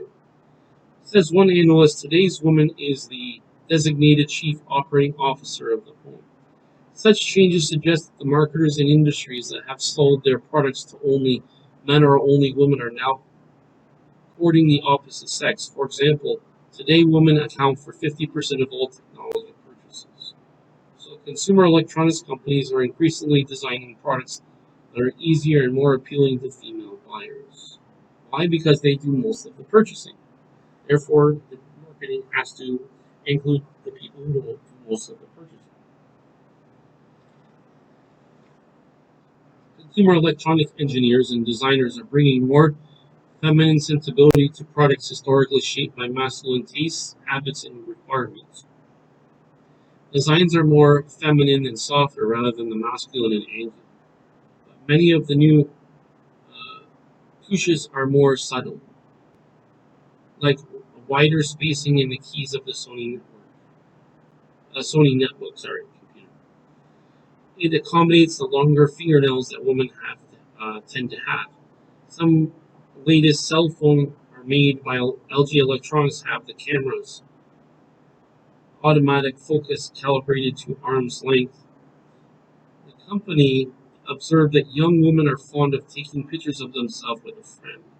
So they made an observation and they said, okay, if they're fond of taking pictures with a friend, that presents an opportunity for our product development, and we know what to market. Men not so much. Nikon and Olympus recently introduced lines of lighter, more compact, and easier to use digital single lens reflex cameras that were designed with women in mind because they tend to be a family's primary keeper of memories. There are other reasons too. Has to do with the value sets. Fact is, money gets spent, but the question is, where does it get spent and how does it get spent and for what reason is it spent that way? However, marketers must be careful to avoid insensitive stereotypes. For example, last year Dell launched the Della website geared toward women. The website emphasized colors, composite, geared toward women. The website emphasized Also, the computer accessories and tips for counting calories and finding recipes. Many women consumers are offended, describing this site as a slick but disconcerting and condescending. And this is a different attitude as society changes. Whether you think for the better or for the worse, just objectively, as a marketer, you just need to understand objectively what is it. All right. Now, on the flip side, one stay-at-home dad and blogger, quote, Rebel Dad, unquote, took diapers brand Pampers to task for sending him its annual Mother's Day email with the friendly and personalized greeting, "Happy Mother's Day, Brian," said Rebel. Dad, in a letter to Pampers, "Every year you blink at me and presumably tens of thousands of other deals, with a sweet reminder that one, meaning you, still assume that every person who wants diaper coupons is a woman. That's dumb." So that's what this man says. Now, children may also have strong influence on a family buying decisions. The nation's 36 million children aged 8 to 12 wield an estimated $30 billion in disposable income. They also influence an additional $150 billion in their families spend on them in areas such as food, clothing, entertainment, and personal care items. One study found that kids significantly influence family decisions about everything from where they take vacations to what cars and cell phones they buy. For example, to encourage families to take children out to eat again following the recent recession, that was, of course, of 2008. And by the way, at the time of publishing of this book, which is 2012, it took some time to recover from that recession. Now, casual restaurants reached out with children with everything from sophisticated children's menus and special deals of wealth of kid-focused activities. Okay? These are kid-focused activities. This is what activities are targeted for. Okay? There's one example of Applebee's that children eat for free on Mondays with the purchase of an adult entree. Arabia's Italian Grill will give children a ball of dough, pepperoni slices, and cheese so they can make their own pizza at the table, which are then cooked on the in the kitchen. And at Roy's restaurants, as soon as children are seated, the Roy's server learns their names and addresses them by name throughout the meal. He says, "We want them to get excited and happy immediately," says a Roy's executive. Roy executive, yes. Other kids' perks at Roy's include portable DVD players with movies and headphones on request, and Sundays with kids' names written in chocolate. "They love seeing their name in chocolate," says Roy's executive. Roy's big-hearted commitment to children's happiness is a no-brainer. Happy children equals happy parents. And of course, if it's happy parents equals more spending. Let's look at the roles and status. Now, a person belongs to many groups, families, clubs, organizations, and online communities. A person's position in each group can be defined in terms of role and status. A role consists of activities people are expected to perform according to the people around them. Excuse me. Each role creates a status reflecting the general esteem given to society. So this is sort of like the definition. People usually choose products appropriate to their roles and status. Consider the the various roles a working mother plays. In her company, she plays the role of a brand manager. In her family, she plays the role of wife and mother. At her favorite sporting events, she plays the role of an avid fan. As a brand manager, she will buy the kind of clothing that reflects her role and status in the company. This is what it's all about. It's not about personal factors. As I get some more water. Now, a buyer's decision is also influenced by personal characteristics at the buyer's age and life cycle stage. That is, the occupation and economic status, lifestyle, personality, and self-concept, as we talked about earlier. Remember, this is about the lifestyle, life cycle stage. When they talk about life cycle stage, they refer to the life cycle of a product or service, meaning how long can the product or service be valuable to the person and be creating profitable relationships between consumer and company. Now, people change the goods and services they buy over lifetimes. Tastes in food, clothing, furniture, and recreation often are age related. Buying is also shaped by the stage of the family life cycle. The stages go through which family might pass in as they mature over time. Life stages change usually as a result of demographics, life changing events such as marriage, having children, purchasing home, divorce, and children going to college, and changes in personal income. Moving out of the house and retirement. Marketers often define their target markets in terms of a life cycle stage and develop appropriate products and marketing plans for each one of the stages. Alright, so marketing plan and product is specific to that demographic. So what you offer to kids, teenagers, adults, and let's say old adults are going to be different. Why? Because of different priorities and value sets. Now, consumer information giant Axiom's Personic X Life Stage segmentation system places U.S. households into one of 70 consumer segments and 21 life stage groups based on specific consumer behavior and demographic characteristics.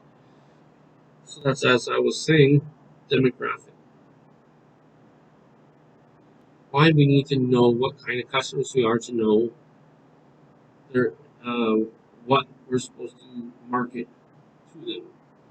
Personic X includes the life stage groups with names such as Beginnings, Taking Hold, Passion Careers, Jumbo Families, Transition Blues, Our Turn, Golden Years, and Active Elders. For example, the Taking Hold group consists of young, energetic, well-funded couples and young families who are busy with the careers, social lives, interests, especially fitness and active recreation. Transition Blues are blue-collar, less educated, mid-income consumers who are transitioning to stable lives and talking about marriage and children. Each one of this is sort of their own nickname for it. When it's a transition blue, you just give a nickname to a group and then associate it with characteristics, demographical characteristics. He goes on to say that consumers experience many life stage changes during their lifetime, says Axiom. As their lifestyles change, so do their behaviors and purchasing preferences. Marketers who are armed with the data to understand the timing and makeup of the life stage changes among their customers will have a distinct advantage with their competitors.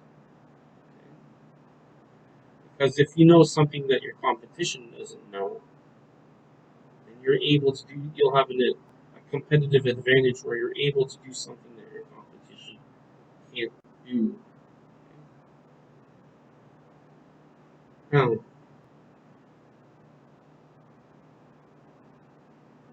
in line with today's tougher economic times, Axiom has developed a sort of economic life stage segments, including groups with a squeaking by eye on essentials, tight with a purpose, it's my life, full speed ahead, and potential rebounders. The potential rebounders are those who are likely to loosen up on spending sooner. The group appears more likely than other segments to use online research before purchasing electronics, appliances, home decor, and jewelry. Okay, so these are you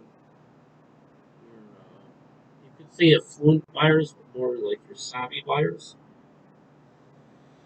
All right. Thus, home improvement retailers appealing to the segment should have a strong online presence, providing pricing, features, and benefits, and product availability. Now, the other social stratification criteria is occupation.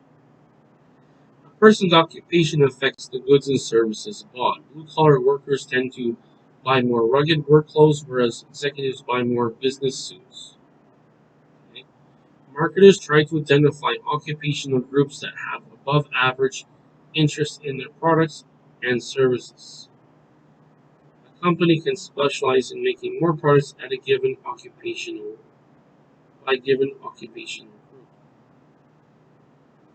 For example, Carhartt makes rugged, durable, no-nonsense work clothes, what it calls original equipment for the American worker, from coats to jackets, bibs to overalls.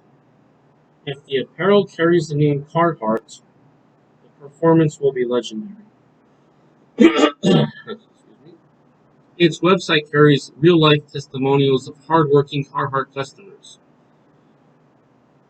One electrician battling the cold in Canada's Arctic region reports wearing Carhartt-lined Arctic bib overalls, Arctic jacket, and other clothing for more than 2 years without a single popped button, ripped pockets, a seam, or stuck zipper.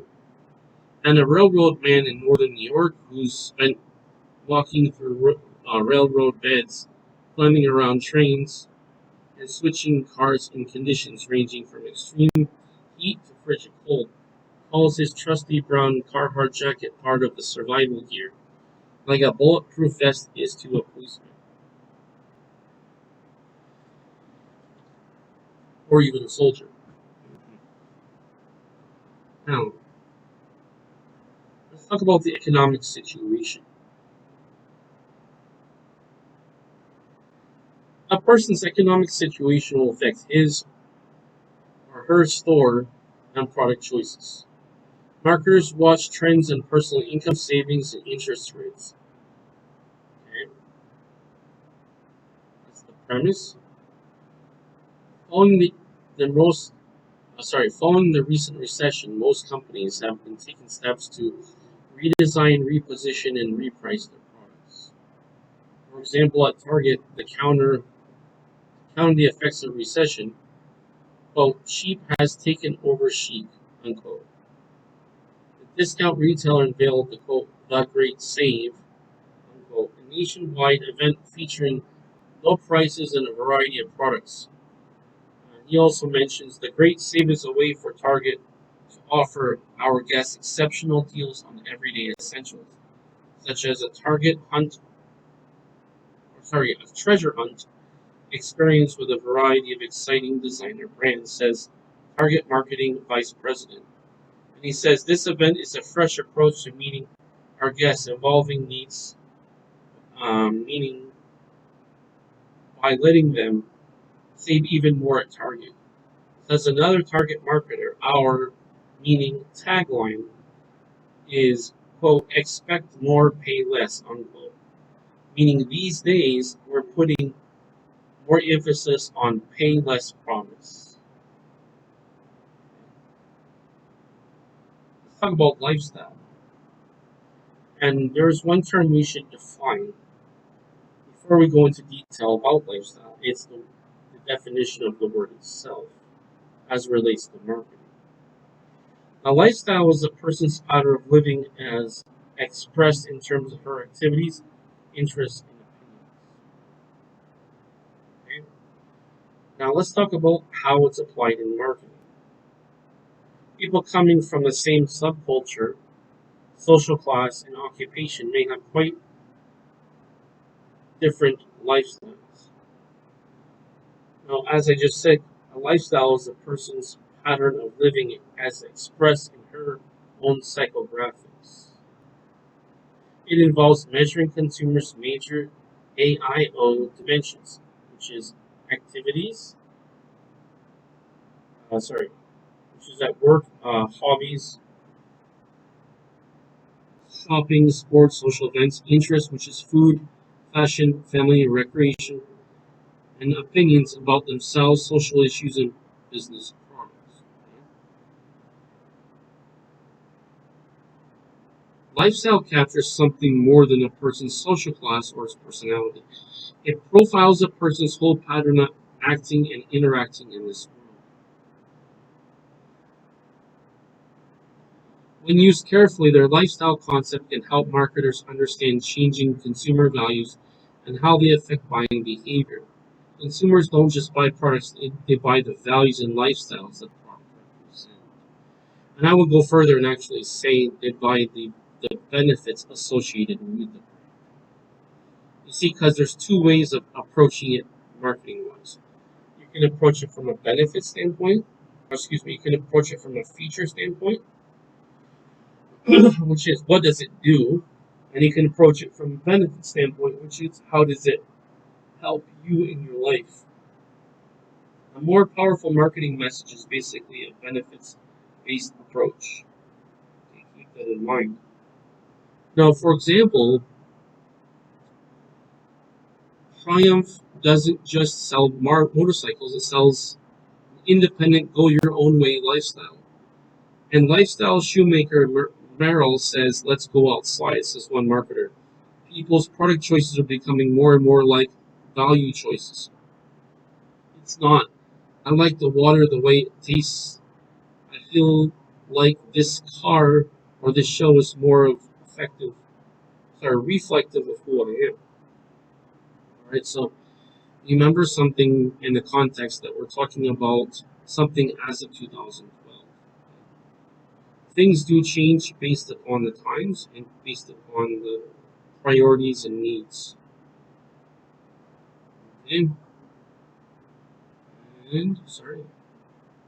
Let's go outside, says one marketer. People's product choices are becoming more and more like value choices. It's not.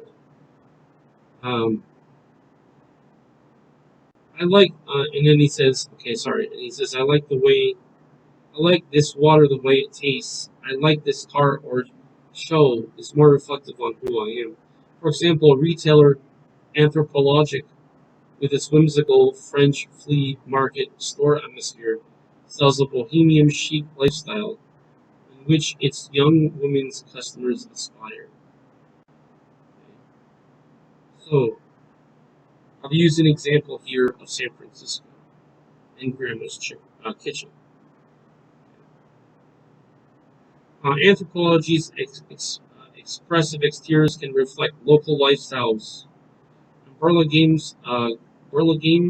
California, the Anthropology store is reminiscent of the Northern California coast with concrete and wood. So you have this brand associated with a lifestyle, which is very common. You also have examples of Albuquerque, New Mexico, Huntsville, Alabama. That's very common for marketing a brand. Now, as per definition, this is basically a very common word, but just to make it clear, for purpose of definition, personality is the unique psychological characteristics that distinguish a person or group. This is basically how they think, what and how they think, and why they think. Now, if we talk about the personality and self-concept, we want to talk about each person's distinct personality influences it, his or her own buying behavior.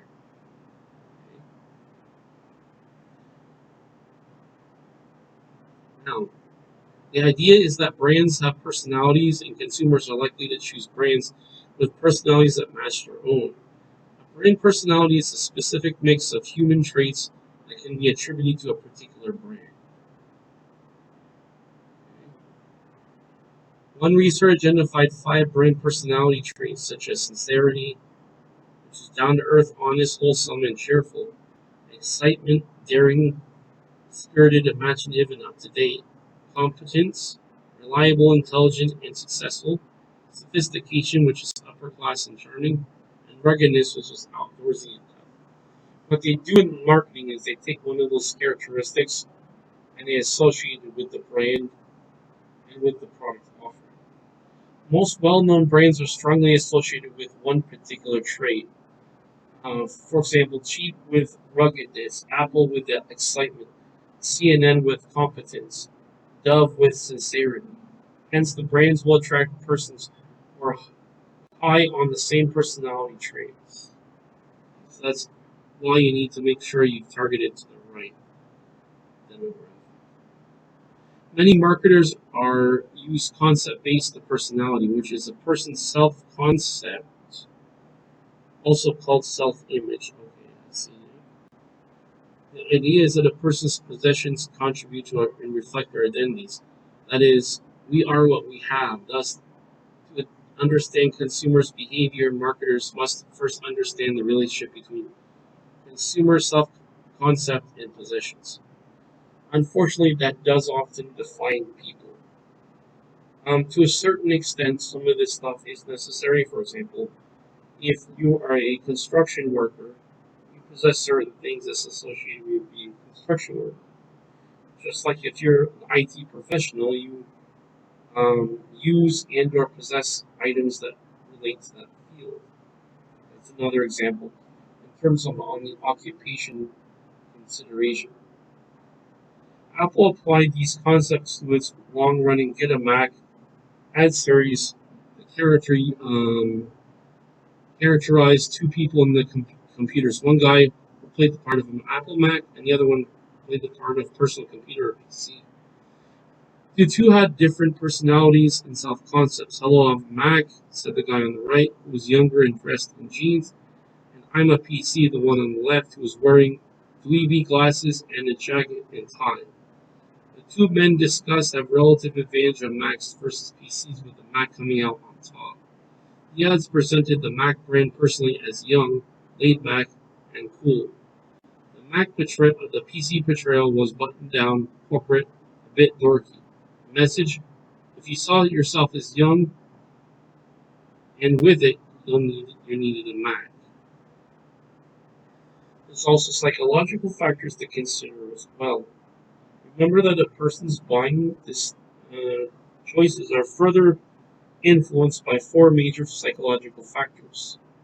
There's motivation, which we've been talking about, perception, learning, and beliefs and attitudes. Okay. Now we talked about motivation, which means the way in which gets people to buy. Also perception. I'm just going to tell you these in advance, but just to get it out of the way so you'll understand this in advance.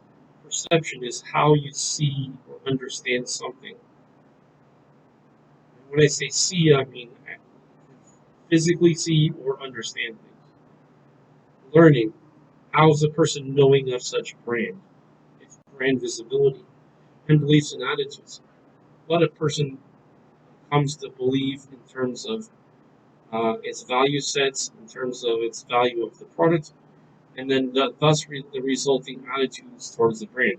Is it positive or negative? And how is that leveraged in the marketing? Now, first let's define some terms. First one is motive, which is the drive. This is just a reiterated definition, just to make it clear. It's a need that is sufficiently pressing to direct the person to seek satisfaction of the need. So if we want to put this in basic terms, it's basically what causes someone to do what they do. Okay? What's the reason for why something is done? Okay?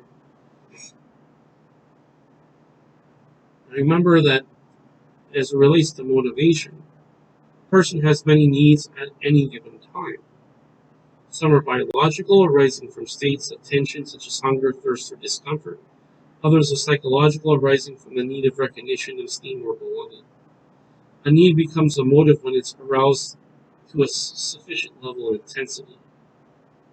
I'm going to highlight that right there. Now, more specifically with a motive, or otherwise known as a drive. So it's pushing you, it's getting you to do something. It's It's a need that's sufficiently pressing to direct the person to seek satisfaction. Meaning they're not satisfied, but this motive will get them to satisfaction. Psychologists have developed theories of human motivation. Two of the most popular are the theories of Sigmund Freud and Abraham Maslow. Quite different meanings in consumer analysis and marketing. Sigmund Freud has assumed that people are largely unconscious about the real psychological forces that are shaping their behavior. He saw that a person is growing up and expressing many urges. Those urges are never eliminated or under perfect control. They emerge in dreams, slips of the tongue, or in neurotic and obsessive behavior, or ultimately in psychosis. Freud's theory suggests that a person's buying decisions are affected by subconscious motives that even the buyer may not fully understand. So what it is a subconscious motives. Thus, an aging baby boomer who buys a sporty BMW C4 Roadster convertible might explain that he simply likes the feel of the wind in his thinning hair. At a deeper level, he may be trying to impress others with success. At a still deeper level, he may be buying the car to feel young and independent again. So we need to find out what is the end value transformation that they're trying to accomplish by getting such product. And this is the marketing message sent to that demographic. Now, the term motivation research, this is motivation research, refers to qualitative, remember the quality of something, not quantitative, which refers to the quantity, refers to the qualitative research designed to probe consumers' hidden and subconscious motivations. Consumers often don't know or can't describe what they act as they do. Why they act as they do. Thus, motivation researchers use a variety of probing techniques to uncover underlying emotions and attitudes toward brands and buying situations. Many companies employ teams of psychologists, anthropologists, and other social scientists to carry out motivation research. One ad agency routinely conducts one-to-one therapy-like interviews to delve into inner workings of consumers. Another company asks consumers to describe their favorite brands as animals or cars, say Cadillac versus Chevrolet, to assess the prestige associated with various brands. Still others rely on hypnosis, dream therapy, soft lights, mood music to plumb the murky depths of consumer psyche. Some projective techniques seem pretty goofy, and some marketers dismiss such motivation research as mumbo jumbo, which means things that don't make any sense. But many marketers use such touchy-feely approaches, now sometimes called interpretive consumer research, to dig deeper into consumer psyches and developing better marketing strategies. Meaning what they're trying to do is they're trying to understand the thinking of the consumer, okay, as to make a customized marketing message. Abraham Maslow sought to explain why people are driven by particular needs at particular times. Why does one person spend a lot of time and energy on personal safety and another on gaining esteem of others? Maslow's answer is that human needs are arranged in a hierarchy.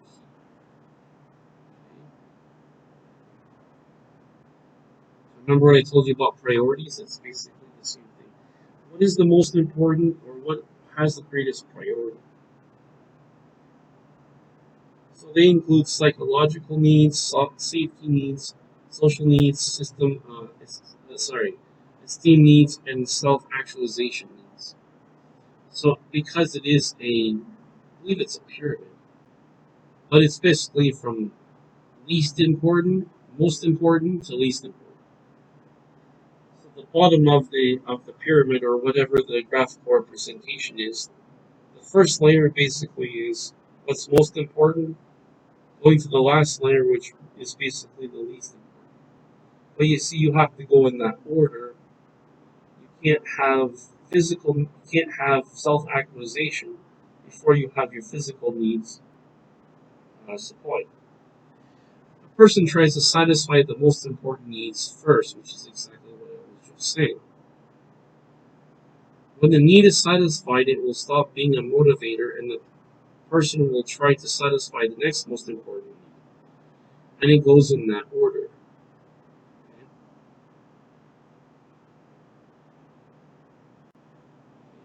Now, let's talk about perception. Now, as a matter of definition, the perception is the process by which people select, organize, and interpret information to form a meaningful picture of the world. So the analogy I like to use, it's like looking at a painting. You see something in the painting, but the other guy sees a different something else in the painting. Okay, that's perception. How you view things based upon your psychology. Okay? You select and you organize the information to be interpreted according to how you interpret it. That's the perception. Now, a motivated person is ready to act. How the person acts is influenced by his or her own perception of the situation. Okay, so that's kind of the premise. All of us learn by the flow of information through our five senses, which is sight, hearing, smell, touch, and taste. And by the way, I'm not judging this.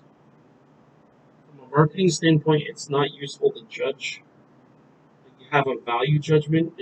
What's valuable is to actually get the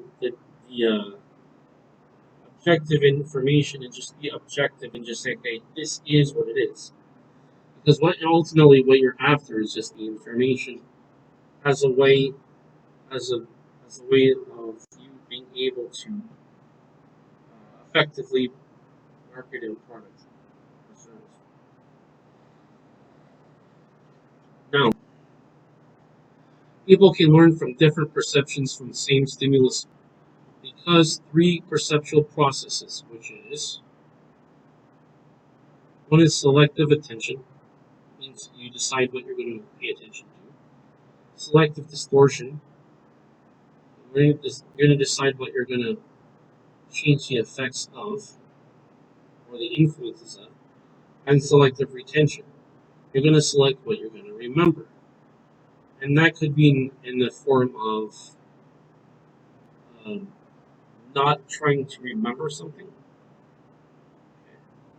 While people are exposed to a great amount of stimuli every day, for example, people are exposed to an estimated 3,000 to 5,000 ad messages every day. It's impossible for a person to pay attention to all the stimuli. So we have that selective attention. um, Technically, the information still comes in, but as far as you processing the information in an organized way, in a comprehensive way, that's the selective attention. The tendency for people to screen out most of the information to which they are exposed means marketers must work specifically hard to attract the customer's attention. Now, I can tell you with internet marketing because, again, this was published in 2012. So, what's what's the new level of marketing nowadays is internet marketing. Okay, the way it's done, and I'm just adding this book, is done through what's called direct marketing. So it's a subset of internet marketing, or sorry, it's a tool for any kind of marketing of indirect and direct marketing. Usually, direct marketing works much better than indirect because what we're doing is we're advertising or directly to the consumer. Um, Meaning that the advertising is meant for and targeted to a specific consumer, not customized, but directed towards. versus indirect is more mass marketing, as opposed to direct is more targeted marketing in terms of demographics. Now here, let's just give you this pyramid. You can call it whatever you want. You can call it a layers, you can call it pyramid, whatever, or process. So the first one is physiological needs would be your physical needs. Physical as it relates to the senses. It's called physiological. And on the bottom, you have hunger and thirst. As far as safety, the next one you have security and protection. Next one is the social needs, which is sense of belonging and love. And probably also you could probably put in respect as another one. Esteem needs, which is self-esteem and recognition status, is basically how you think of yourself. That's the esteem. And at the most and at the top, basically, you have something called self-actualization needs. Basically, it's when you've brought something to pass. So basically, self-development and realization. It's basically saying, I've made something happen, or ways for improving yourself to make things happen. Now, each node stimuli, okay, so even notice stimuli does not always come from the intended way. Each person fits incoming information into an existing mindset called selective distortion.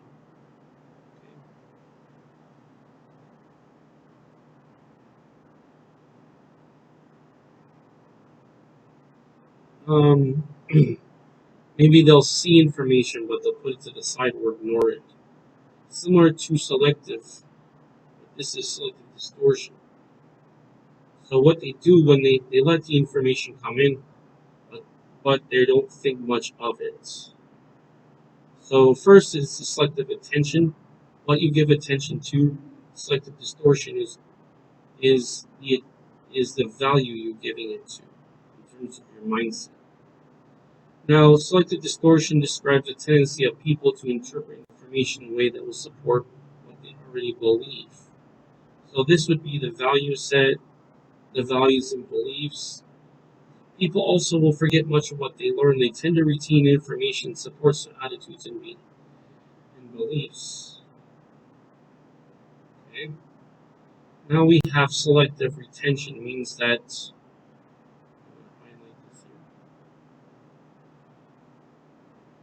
consumers are likely to remember good points made about a brand that they favor.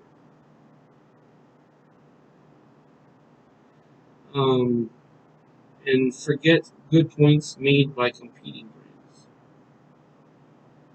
So it's sort of a biased way of looking at it, but this is objectively and factually how this works, which is what's most important. Not do I like it, it's not what I want, it is what it is. You know what I mean? Now, interestingly enough, although most marketers worry about their offers will perceive at all, some consumers worry that they will be affected by marketing messages without even knowing it through subliminal advertising. This is very, very subtle stuff that's basically integrated into certain other messages through different types of communications. More than 50 years ago, a researcher announced that he had flashed the phrase, eat popcorn and drink Coca-Cola, on a screen in New Jersey, in a New Jersey movie theater every 5 seconds for 1/300th of a second. He reported that although viewers did not consciously recognize the message, they absorbed them subconsciously and bought 58% more popcorn and 18% more. So this is something very tricky, very, very tricky. The mind is basically like a gateway you have to protect. Without going into any religious points, you have to protect what comes into your mind. Okay? So obviously, there is a suggestive. Some people are more suggestible than others. you have a set, if you have a very concrete value set, you become very resistant to it, but not completely immune to it. Suddenly, advertisers and consumers protection groups have been intensely interested in subliminal perception. Although the researcher later admitted to making the data, the issue has not died. Some consumers still fear that they are being manipulated by subliminal messages. This is probably one of the more subtle ways of influencing how people think. And this is done, of course, cross application, not just for marketing. But it is a kind of marketing in the loose sense.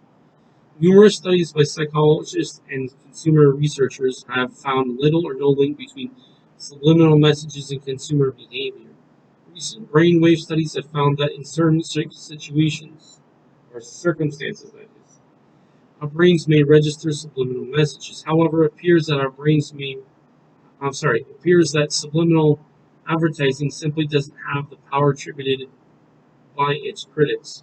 Scoff's one industry insider, quote, just between us, most, meaning advertisers, have difficulty getting a 2% increase in sales with the help of $50 million in media.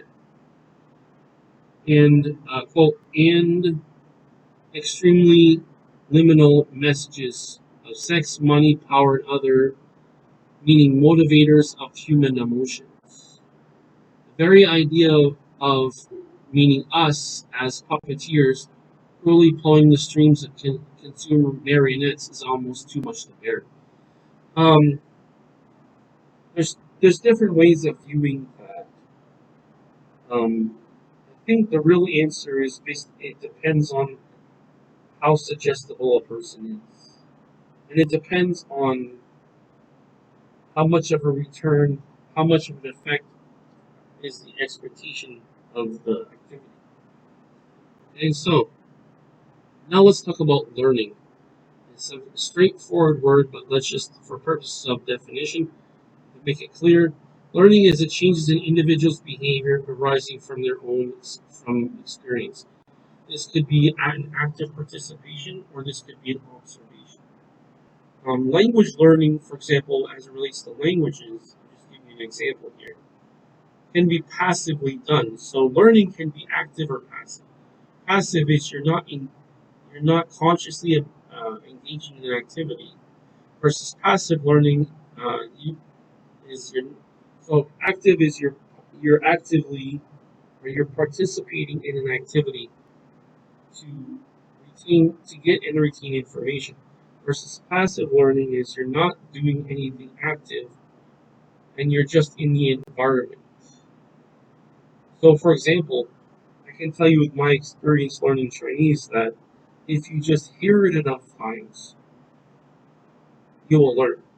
And in fact, this idea has been proven because if you look at babies, they're not going through a systematic or formal way of system of learning, system of gathering and remembering information. What they're doing is they're just hearing it and experiencing it, like they said, experience. And then from there, they copy what they hear and or copy what they see. Just being in the environment alone gives you learning. In fact, the proof is that people are part of their environment because behavior itself is learned. Why? Because, or how is basically because it's the example given the environment according to how you can live and adapt to survive. Now, when people act, they learn. Learning describes changes in individuals' behavior arising from experience, which is like just what we just mentioned. Now, learning theorists say that most humans' behavior is learned, unless it's an instinct. If it's an instinct or it's something biological, then it doesn't need to be learned because you already have it. Okay? Breathing doesn't need to be learned. Eating doesn't need to be. From the most basic part, I'm not talking about correct manners or other more refined or sophisticated ways of eating. But the most fundamental way things that a person needs to do just to live, that's already known. Breathing, right? Having seen something, hearing something, right? And other biological functions. It's not something that needs to be learned, it's already done. Not all biological functions, but when we're talking at the most basic level of survival, that part doesn't require learning because it's already sort of, if you in part of the term, it's already programmed in. It's something you already have when you're born. Okay? Now, learning occurs through the interplay of drive, stimuli, cues, responses, and reinforcement. So, and of course, repetition. There's an expression about learning that repetition is the mother of all learning. You need repetition so that way you can remember things. And if it's something physical, you need something called muscle memory. This is that over time the body doesn't think about how to do it, it just does it autonomously on a neurological basis. So a drive is a strong internal stimulus that calls for action. A drive becomes a motive when it is directed towards a particular stimulus object. For example, a person's drive for self-actualization might motivate him or her to look into buying a camera. The consumer's response to the idea of buying a camera is conditioned by the surrounding cues. And when they say conditioned, it means that you are programmed or you are trained to act a certain way. They're a Pavlovian response, as in a reward or punishment for doing X thing, and then it becomes a habit. Okay, okay, now let's talk about. Now, cues is just something to show you, hey, at this point you need to do this. So, cues are minor stimuli to determine when and where a person responds. For example, the person might spot several camera brands in a shop window and hear of a special sales price or discuss cameras with a friend. These are cameras that might influence a consumer's response to his or her own interest in buying the product. For example, they could say, okay, this is when you buy, or okay, come over here. It's a prompting to do an action. That's a key.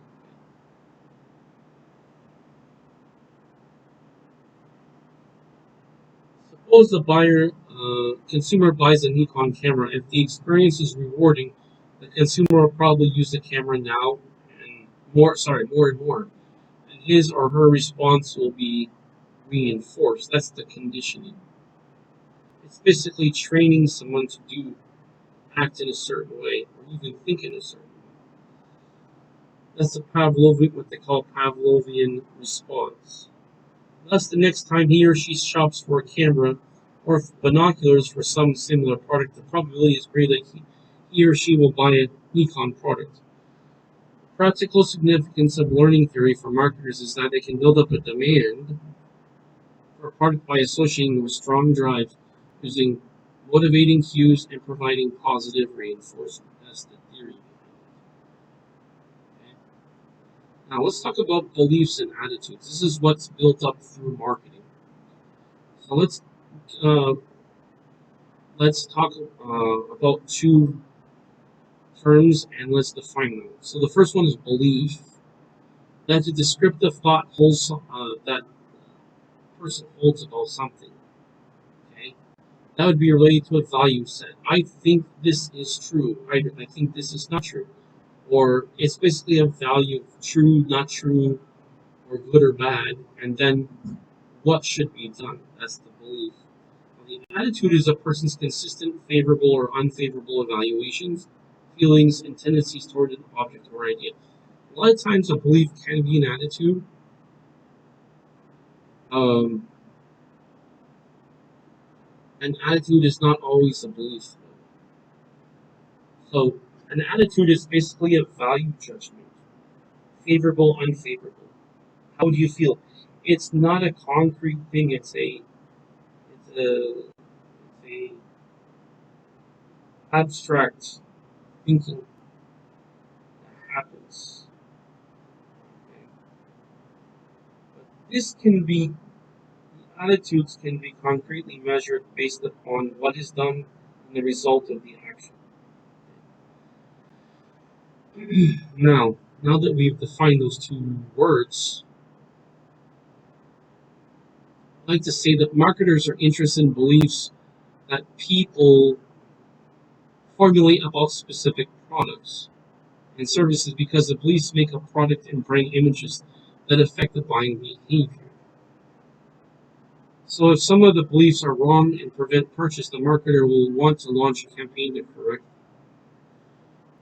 Remember, this is from the perception of the consumer, not from the perception of the marketer. You understand? Now, for attitude,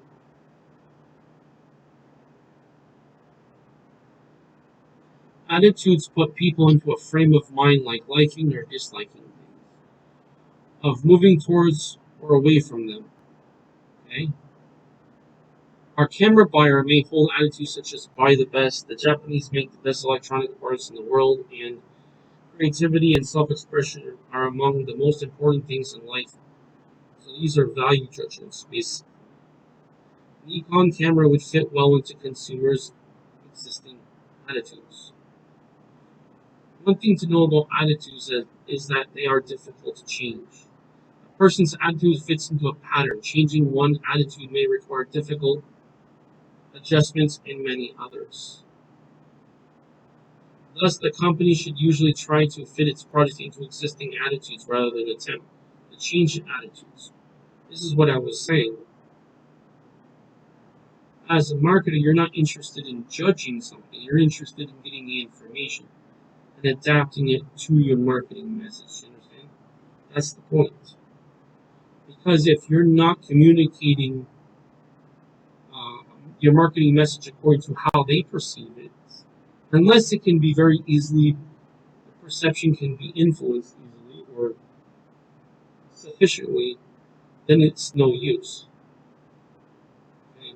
For example, today's beverage marketers now cater to people's new attitudes about health and well-being with drinks that do a lot more than just taste good or quench your thirst. See?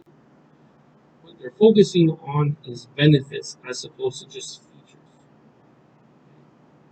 Sometimes the features are the benefits, but from an experience point of view, customer's experience point of view, they're looking for benefits and not features.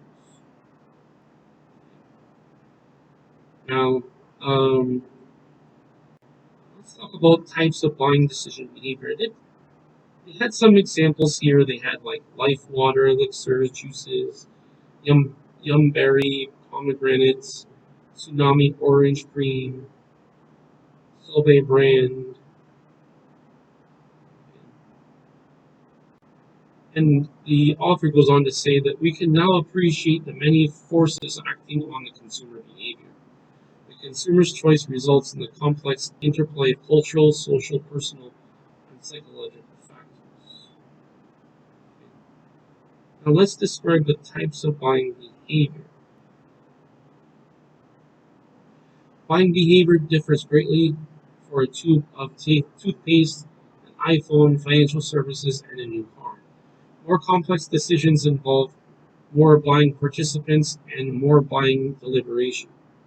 Means the process in which to make a decision. Shows the types of consumer buying behavior based on the degree of their involvement and the degree of differences among brands. That's called product differentiation. Okay? So to be effective in marketing, one of the things you have to do to build value and build perceived value among consumers is have the product differentiation. So you may say, well, what's the point of that? The point is you want to show how you're different. Because from a customer's point of view, why should he buy something that's not different, that hasn't shown greater value, or fit the needs better than the already existing brand. Okay, keep that in mind.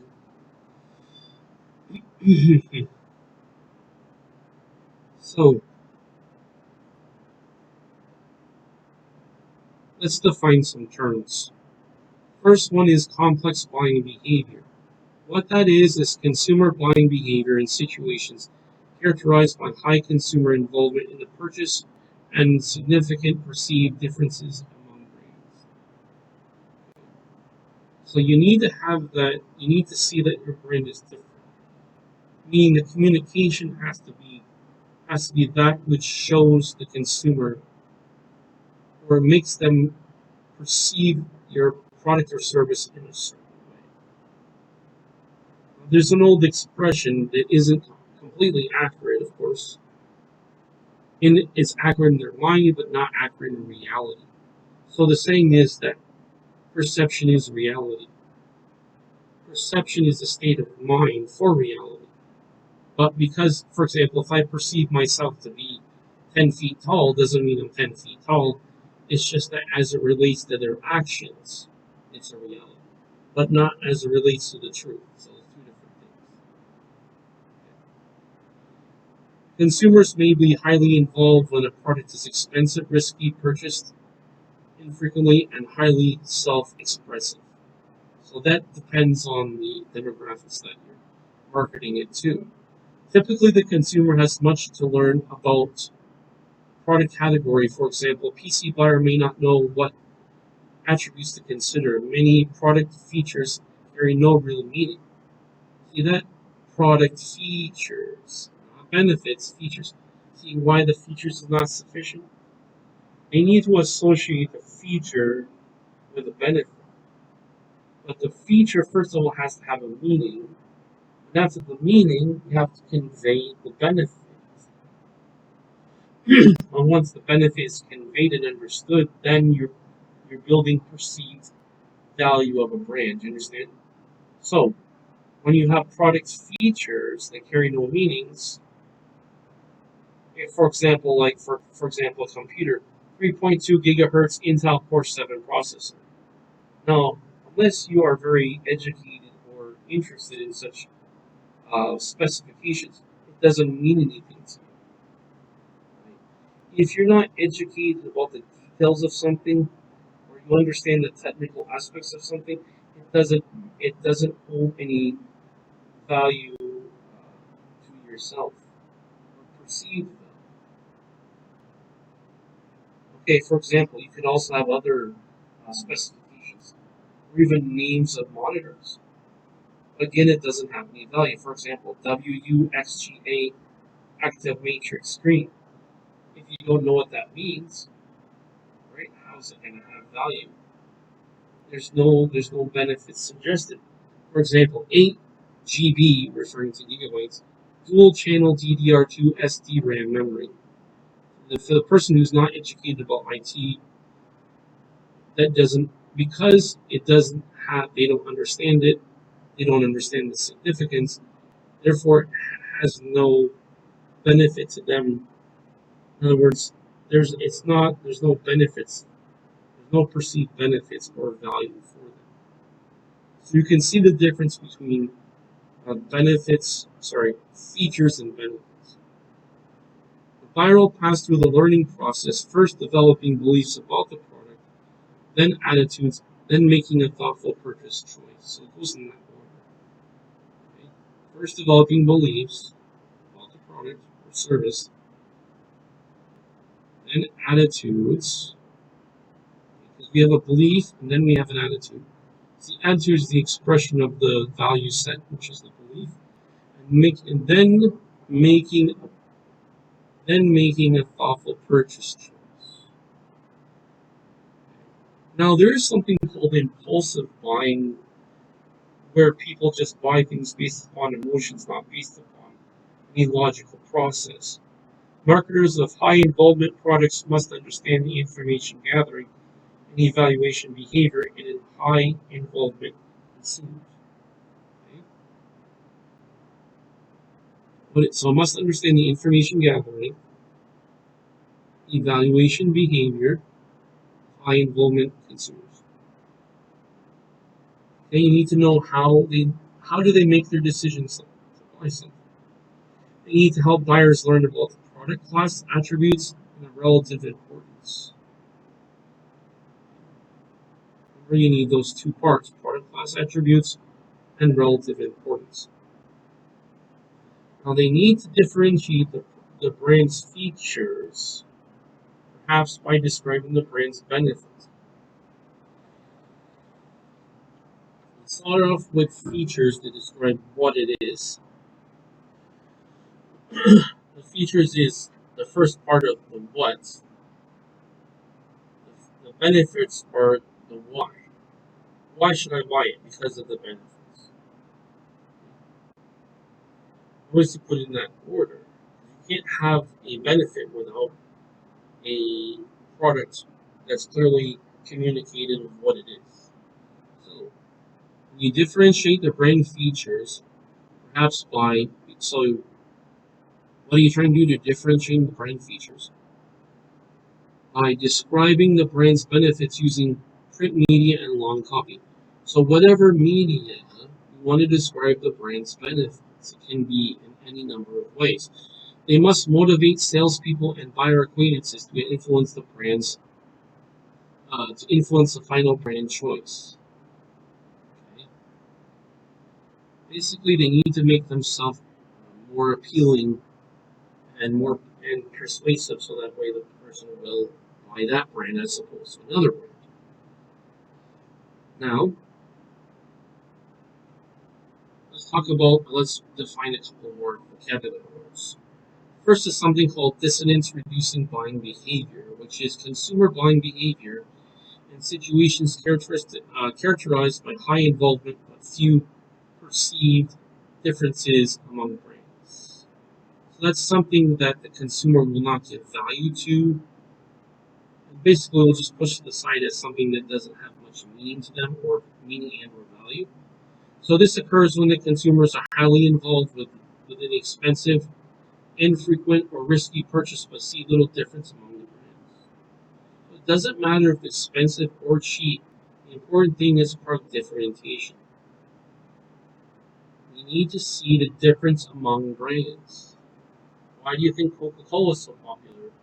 Pepsi is so popular. Why?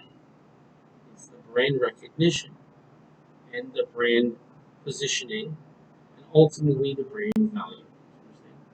Now, for example, consumers buying carpeting may face a high involvement decision because carpeting is expensive and self-expressive. Yet buyers may consider most carpet brands in a given price range to be the same. In this case, because perceived brand differences are not large, buyers may shop around to learn what is available but buy relatively quickly. They may respond primarily to a good price or purchase convenience. That's your differentiation. Remember they said those 3 P's: price, products, and price, product, and presentation. I can't remember the 3 P's. But so there you have those 2 out of the 3. You have price and product. After the purchase, consumers might experience post-purchase dissonance, after sale discomfort, when they notice certain disadvantage of the purchased carpet brand or hear favorable things about brands not purchased. To counter such dissonance, the marketer's after-sale communications should provide evidence and support to help consumers feel good about the brand purchases. Now, this is very important, especially when you're dealing with larger purchases, not only from the consumer's point of view, but from keeping their business and getting repeat business, which is where most revenue is obtained. So, for example, I'll give you an example that I encountered. It was a student of mine who had a trade business, uh, was selling karaoke machines, and he shipped out the products a couple of weeks ago. I didn't hear anything from the customer, and then he's like, "How do I get repeat business when there's other people who also have favorable terms for their sales? In terms of the logistics, the sales, And I told them, I said, the difference is what are you offering that they're not offering? That's the differentiation. So I told them what you need to do is follow through with the customer and see how they're doing. What you're doing is you're encouraging buying behavior, but at the same time, well, you're actually doing multiple things. You're not only increasing buying behavior, the motivation for buying behavior, but also what you're doing is you're adding value to the product by customer service. Okay, so and also in turn you're of course adding value to your overall product itself. It's called value added is what it's called. Okay, so yes, I told follow through with the customer. Ask how is everything going? Is everything going well? Is there anything you need? Are you happy? Is everything to your liking? Is there anything I can do extra for you? If there's anything that's necessary, if you ask those questions, the idea is you want to get their attention. Number one. Number two, you want to build a relationship with them. So that's building profitable relationship. Number three, you want to get repeat business and then finally brand loyalty. So that's what it is. Now let's talk about habitual buying behavior, which is your repeat business. As per definition, habitual buying behavior means consumer buying behavior in situations characterized by low consumer involvement and few significantly perceived brand differences, which is the situation that a lot of businesses encounter. Basically, you have to find something different about what you offer. And it's not that different because people are different. What you can offer can be different. If for no other reason because your interaction with the customer may and based upon the personality between the two is different. Therefore, technically, based as a technicality, that is something different that can be leveraged. Now, keep in mind that habitual buying behavior occurs under conditions of low consumer involvement.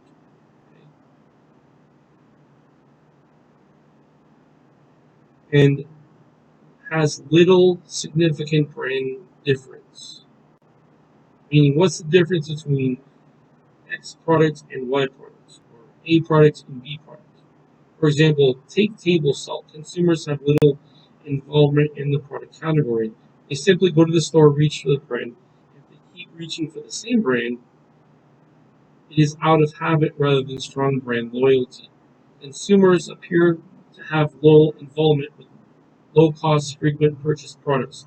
See, what you're trying to build is trying to build what's called brand loyalty. And if you look at the most successful companies in the world, what do they have? Brand loyalty. For example, Apple. Okay? That's one example. Your most popular brands have brand loyalty. You see, that's in the end. I mean, besides increased revenue and increased market share, in the end, that's what you're trying to build is brand loyalty. In such cases, consumer behavior does not pass through the usual belief attitude behavior sequence. Consumers do not search extensively for information about brands and evaluate brand characteristics and make weighty decisions about which brand to buy. Instead, they passively receive information as they watch TV or read magazines. Remember I told you passively? You're just hearing it or seeing it. You're not trying to retain it or process it. It's just you just hear it. Okay? Ad repetition creates brand familiarity rather than brand conviction. So basically, that means they're familiar with the brand, they know the brand through ad repetition. Okay, that's the first part of it, but that's not all of it. Now, brand conviction means that they're convinced that that's something they should do, that they should buy that brand. Consumers do not form strong attitudes toward a brand, they select the brand because it is familiar. because they are not highly involved with the product.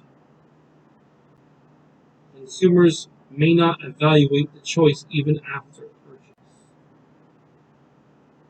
So if you have low requirements, that may be the case. There's different conditions in which this can happen. Thus, the buying process involves brand beliefs formed by passive learning. People who are savvy buyers are active learners because they go through a process of trying to learn and comparing and contrasting. Do you understand? Now, followed by purchase behavior, which is not followed by evaluation. Because buyers are not highly committed to any brands, marketers of low involvement products with a few brand differences. So that's the reason why. Low involvement. What they do is they use price and sales promotions to promote buying. Now, active also could be that way too, depending. So if you're doing brand comparisons instead of just price comparisons, meaning the more criteria that a consumer uses to compare and evaluate the product differentiation, the more likely he's an active learner as opposed to a passive learner. Now, in this diagram here in 5.5, we're going to talk about 4 types of buying behavior. Now, you notice we have an X and Y. We have Y going up and X going sideways. When we look at it up and down, that's Y. That's high involvement and low involvement. When we look at sideways or X, we're looking at significant differences between brands and few differences between brands. So one is involvement and the other one is difference. The vertical Y-axis refers to the involvement, and the X horizontal axis refers to the differences between brands. So the way we do it is, first we look at the involvement. From involvement looking down. So high involvement, we have complex buying behavior, and we have dissonance, reducing buying behavior. These are opposites. For low involvement, it's high involvement. For low involvement, we have variety-seeking buying behavior, which is basically looking for promotions. And then we also have habitual buying behavior. Okay. That's for 2 different reasons. One is because you're not used to it, and that's what you know. The other one is because you're looking for the better deal, and that's variety-seeking buying behavior. Now, if we look at it from the other point of view, for significant differences between brands, we have high and low involvement, which is complex buying behavior and variety-seeking buying behavior for the differences. So if there's very little differences, it's low involvement. High difference is, and we have a complex buying behavior. Okay? Now, for few differences in the brand, so significant differences with high involvement, it's complex buying behavior, and significant differences with low involvement, you have variety-seeking behavior. Now, if we contrast that with few differences as it relates to high involvement, we have dissonance-reducing buying behavior. Why? Because we don't have much difference, what gives them the incentive. And then if you have few differences with low involvement, all you have is habitual buying behavior. So you can see when you kind of look down graphically, we can see how that works. Now, let's talk about variety-seeking behavior, just as a terms and definition to make sure this is clear. Consumer buying behavior in situations are characterized by low consumer involvement, but significant perceived brand differences. That's variety. The key word is variety seeking.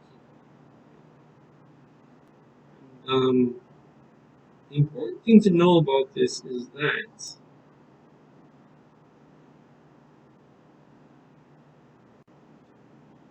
in such product categories, the marketing strategy may differ in the market for the market leader in minor brands. The Market leader will try to encourage habitual buying behavior by dominating shelf space, keeping shelves fully stocked, running frequent reminders and advertising. Okay. Now the challengers, which is the like number two in the market. So you have your primary market leader, which is the one who has the most market share. The challengers, the number two. Challenger firms will encourage variety seeking by offering lower prices and special deals, coupons, free samples, and advertising that presents reasons for trying something new. Why? He has to poach, or he has to get the customers and market share away from the market leader. You understand? So that's what it is. That's his incentive. Versus if you're the market leader, you already have the loyalty, you already have the habitual behavior. But if you're challenger, you don't have as much of it as the market leader. Therefore, you're trying to take away from the market leader. And as for the buyer decision process, let's talk about this before we finish up and then review key terms, etc. Is so basically, once you've looked at the influence that affects behaviors, you're now ready to look at how consumers make their buying decisions. And the figure below will show that the buyer decision process consists of 5 stages. Okay. Now this stuff sounds pretty common sense basic, but when you look at the technical aspect, it's not as simple as it sounds. So first we start off with need recognition, which is of course the bottom of that pyramid, not the Maslow's pyramid. Then we look at the information search. Then we need the evaluation of alternatives. After that, we need the purchase decision, and finally, we need the post-purchase behavior. Okay, so we need those ones there in that order. Notice that the last one is post-purchase, meaning after the purchase. Clearly, the buying process starts long before the actual purchasing and continues long after. Marketers need to focus on the entire buying process rather than just purchasing decisions only, of course, because you need the right marketing plan. That figure also suggests that consumers pass through all 5 stages with each purchase. But in more routine purchases, consumers often skip or reverse some of the stages. Why? Because it's not necessary for them to make a decision. A woman buying I'll give you an example here. So, a woman buying her regular brand of toothpaste would recognize the need to go right to the purchase decision, skipping information, search, and evaluation. However, we use the model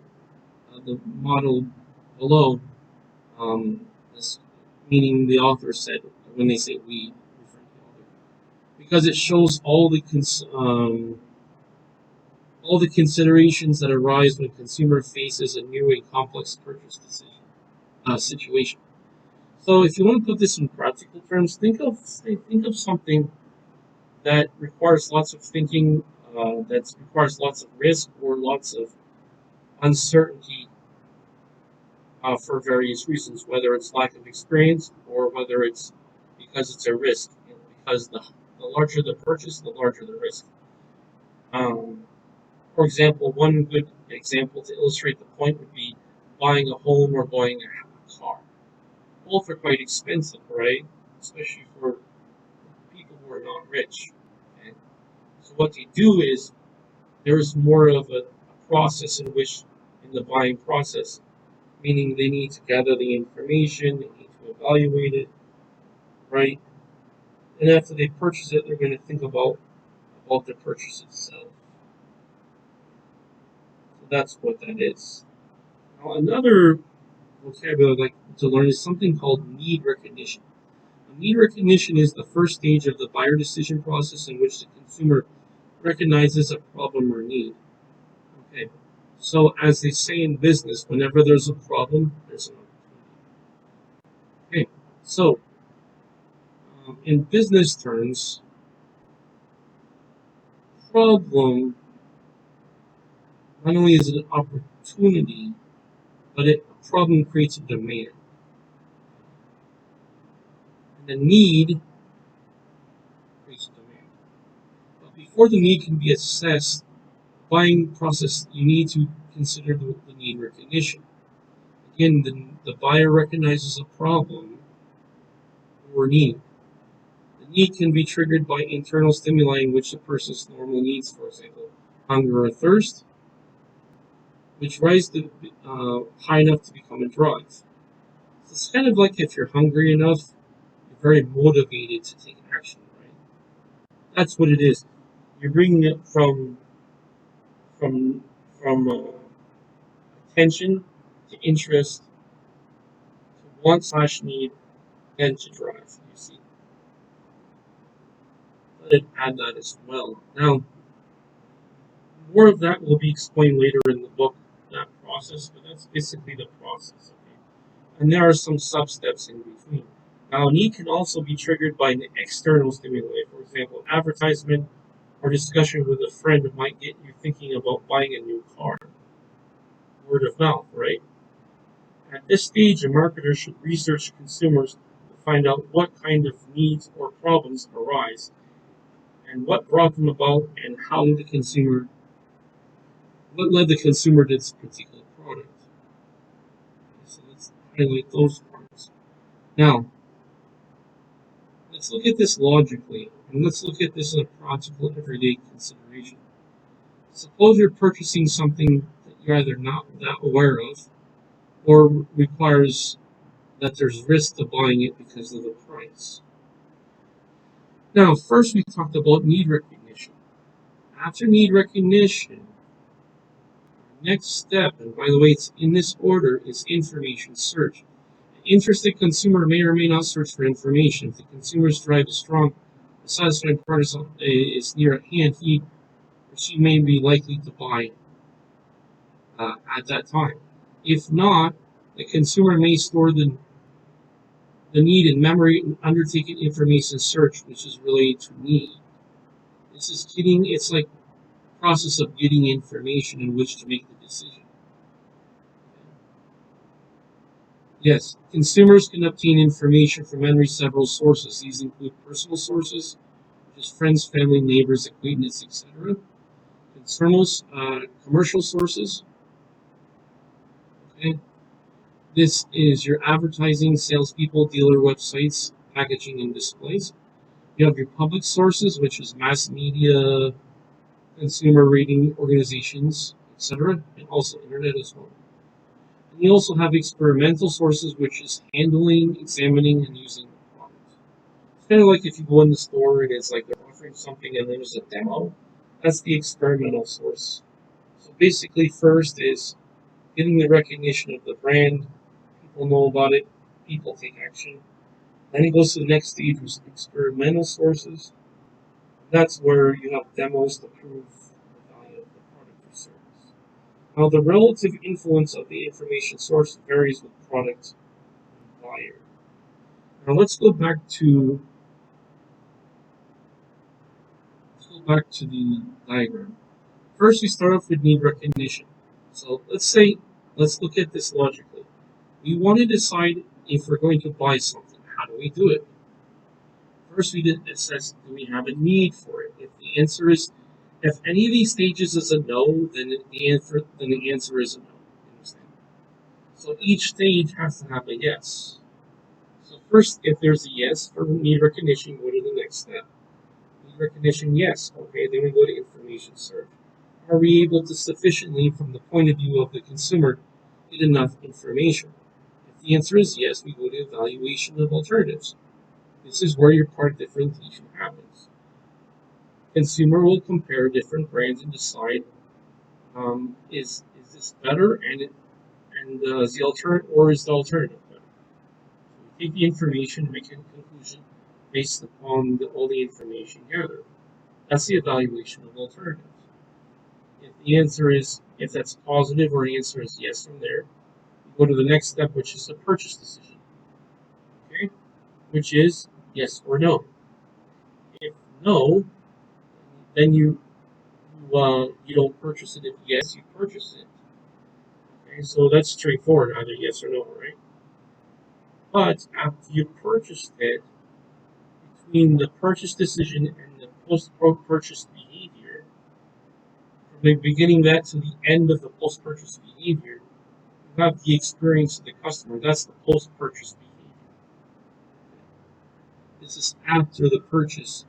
What does the customer do? Okay, this is very important, not only so the person doesn't return the item, which is kind of obvious, but the other idea is so you have repeat business and brand loyalty. Okay, now, just some quick now information search. I'm just going to give you some quick definition of terms just to make it clear. Information search is a stage of buyer decision process in which the consumer is aroused to search for more information. The consumer may simply have heightened attention or may go into an active information search. The word arouse is, they mean it from meaning they're motivated by their senses. There's different implications of the word aroused. I mean it in a PG sense. I don't mean it in the rated R or X sense. Okay? Don't confuse that. Alternative evaluation. You need to understand that the stage of the buyer decision process is in which the customer uses information to evaluate alternative brands and choice set, similar to what I already said. Okay. Now, as more information is obtained, and of course in the information search, the customer's awareness and knowledge of the available brands and features increase. Okay, so this is what happens. The information might also help you to drop certain brands from consideration. So as a result, a company must design its marketing mix to make prospects aware of and knowledgeable about its brand. Okay, that's market differentiation and brand awareness. Now let's talk about the evaluation alternatives. Of course, I am skipping some of this. The consumer arrives at attitudes during different brands through some evaluation procedure. How consumers go about evaluating purchases, which is the alternative, depends on the individual consumer and the specific buying situation. Now, in some cases, consumers use careful calculations and logical thinking, which is basically your consumer savvy, brand savvy people. At other times, some consumers do little or no evaluating, instead they buy on impulse, which is what I mentioned earlier, and rely on intuition. Does this feel right? Should I do it based upon my feeling? Sometimes consumers make buying decisions on their own. Sometimes they turn to friends, online reviews, salespeople, or for buying advice, or all of the above, of course. The idea is that the more savvy a buyer is, the more information he takes in, which might mean the longer it takes for a buying decision. So basically, suppose you have let's say you've narrowed your choice to 3 brands, for example. And suppose that your primary interest in those 4 attributes, which is styling, operating economy, warranty, and price. These are attributes. These are defining characteristics of a brand. By this time, you've probably formed belief about how much each brand rates on each attribute. Clearly, if one are rated best on all the attributes, the marketer could predict that you would choose it. The reason why they can predict it is because they're patterns. If you see a pattern, you already know what's likely to happen. Not 100%, but as I said, likely. However, the brands will no doubt vary in appeal. You might base your buying decision only on one attribute, and your choices will be easy to predict. Of course, the less to consider, the easier it is to come to a conclusion. If you wanted styling above everything else, you would buy the car that you think has the styling. But most buyers consider several attributes, each one with different importance. Those are prorated in value and importance. If the marketer knows the importance that you assign to each attribute, he can predict your choice more reliably.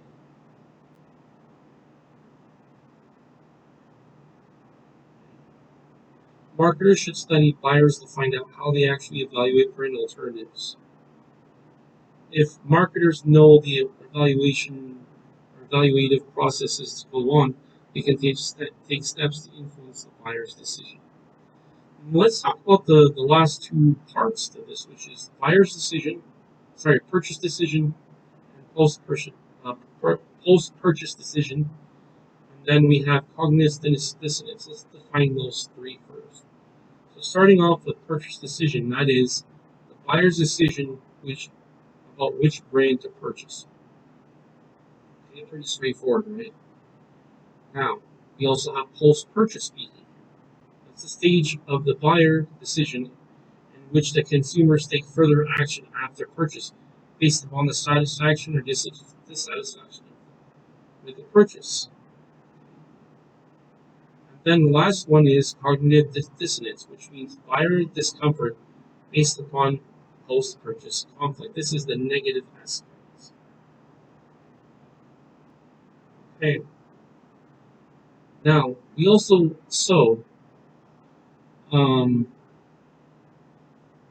there's a second factor in unexpected situational factors in addition to that purchase decision definition.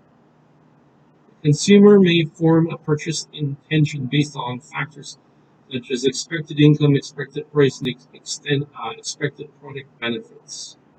So, does it meet the expectation? Yes or no? However, unexpected events may change the purchase intention. For example, the economy might take a turn for the worse, a close competitor might drop its price, or a friend might report being disappointed in your preferred car, or whatever the product is, service. Thus, preferences, even purchase intentions, don't always result in actual purchase choice. So, for example, I prefer to buy this, but I found that there's a better option, so I go with that one instead. Now,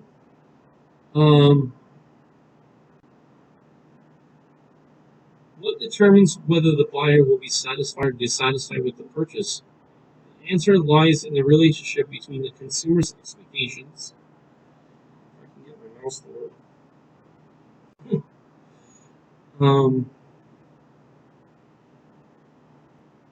Relationship between the consumer's expectations and the product's perceived performance. So it's very simple. Did the product meet the expectation? Yes or no? If the product falls short of the expectation, the consumer is disappointed. If it meets expectations, the consumer is satisfied.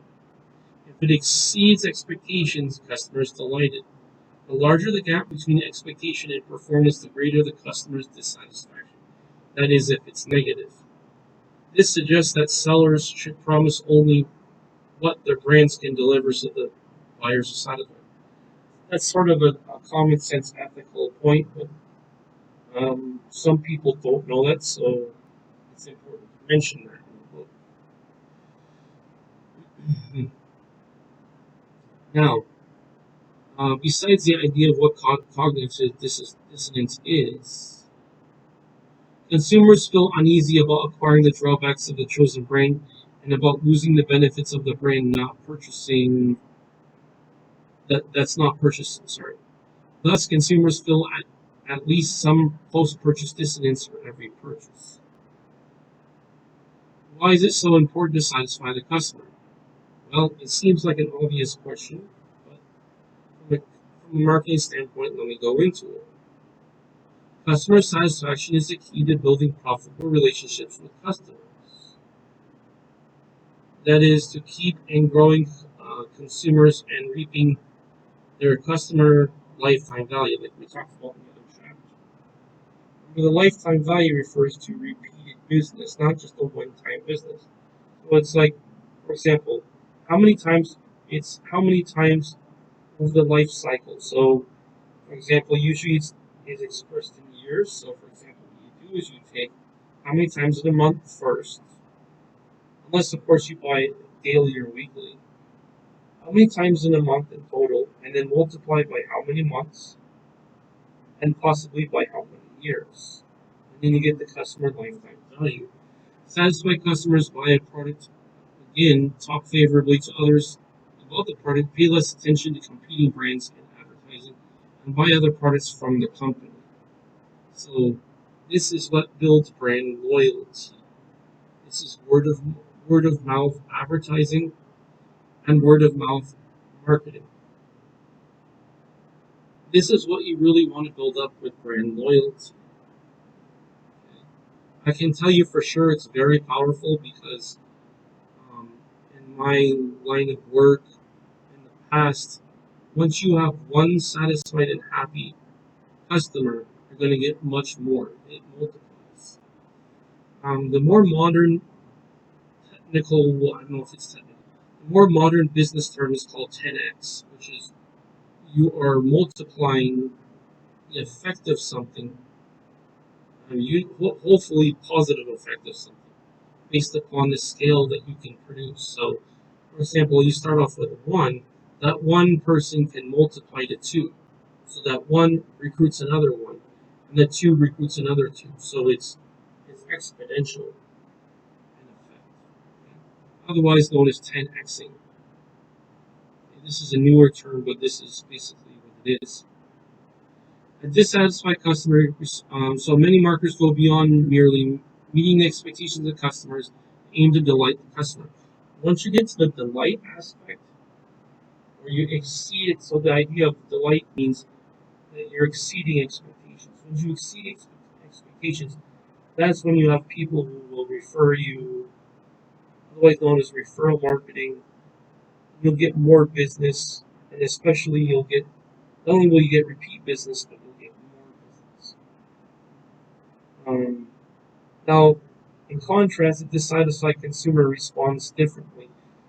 Bad word of mouth often travels farther and faster than good word of mouth. It can quickly damage consumer attitudes about a company and products. But companies cannot simply rely on dissatisfied customers to voluntarily to volunteer their complaints when they're dissatisfied. Most unhappy customers never tell the company about their problems. Therefore, a company should measure customer satisfaction regularly. This is what you need to do. It should set up a system that encourages customers to complain. So it's kind of like a complaint hotline, feedback. Now, feedback can be positive or negative, but feedback is I need the it's basically I need the information from the post purchase decision. By studying the overall buyer decision process, marketers can be able to find out ways to help consumers move through it. For example, if consumers are not buying a new product because they do not perceive a need for it, marketing might launch advertising messages that trigger the need and show how the product solves customers' problems. And here's the important thing: solves customers' problems. If you don't have a problem, you don't have an opportunity. It's that simple. So the important thing is if it needs to be solutions based because it's going to solve a problem. Remember something, it's benefits versus features. Features don't necessarily solve customers' problems, at least from the point of view of the customer. But when you solve a problem or you fulfill a need, you do provide benefits to the customer.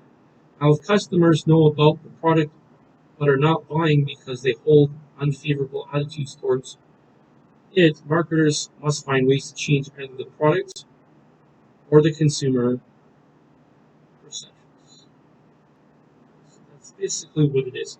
You have to either change your product or service to make it up to the expectation or exceed it, or you have to change how they perceive it. Maybe there's a misconception about the service that has to be addressed. It's very true. And actually, I know that from experience as well. Now, I do have a case example from Lexus. It talks about delighting customers after the sale to keep them coming back. I'll let you read that. The idea is that its brand focus is talking about it's all about the commitment that they communicated to the customers that they are aiming to delight the customer. not just meeting expectations, but delighting the customer.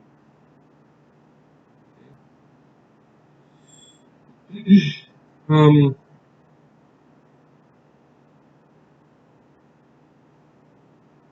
I guess we got one more left here. So that's buyer's decision process for new products.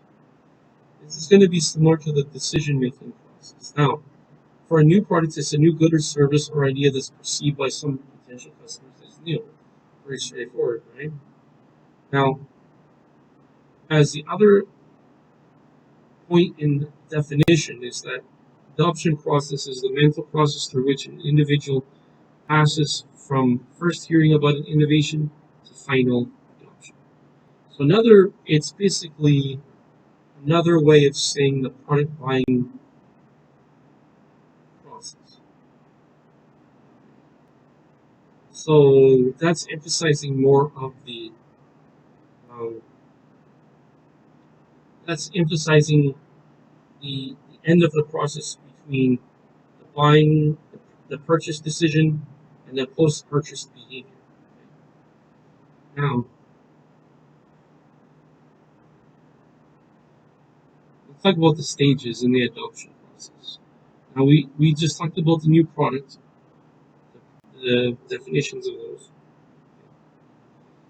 I can put that here. Now,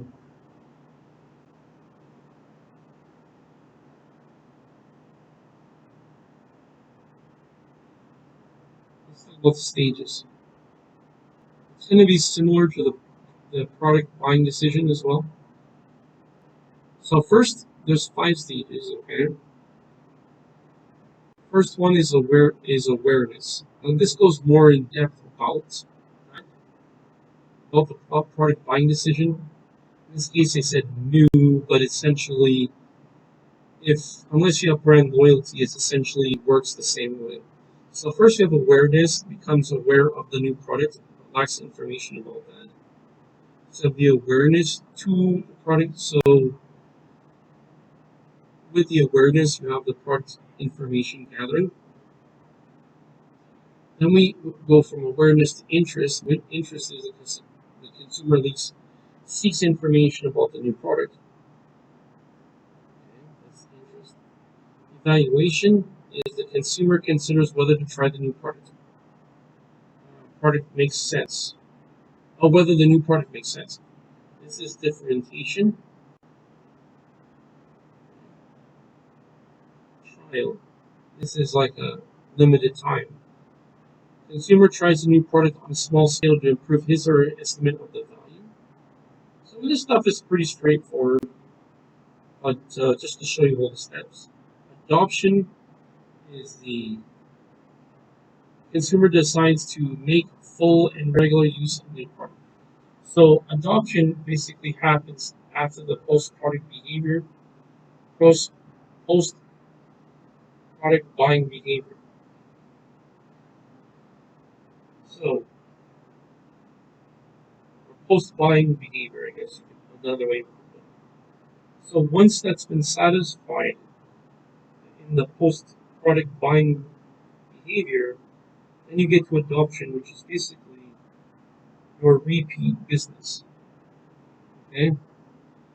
Just to reiterate, adoption process is the mental process through which the individual passes first learning about the innovation, to final adoption, which is the decision by an individual to make a regular use of the product.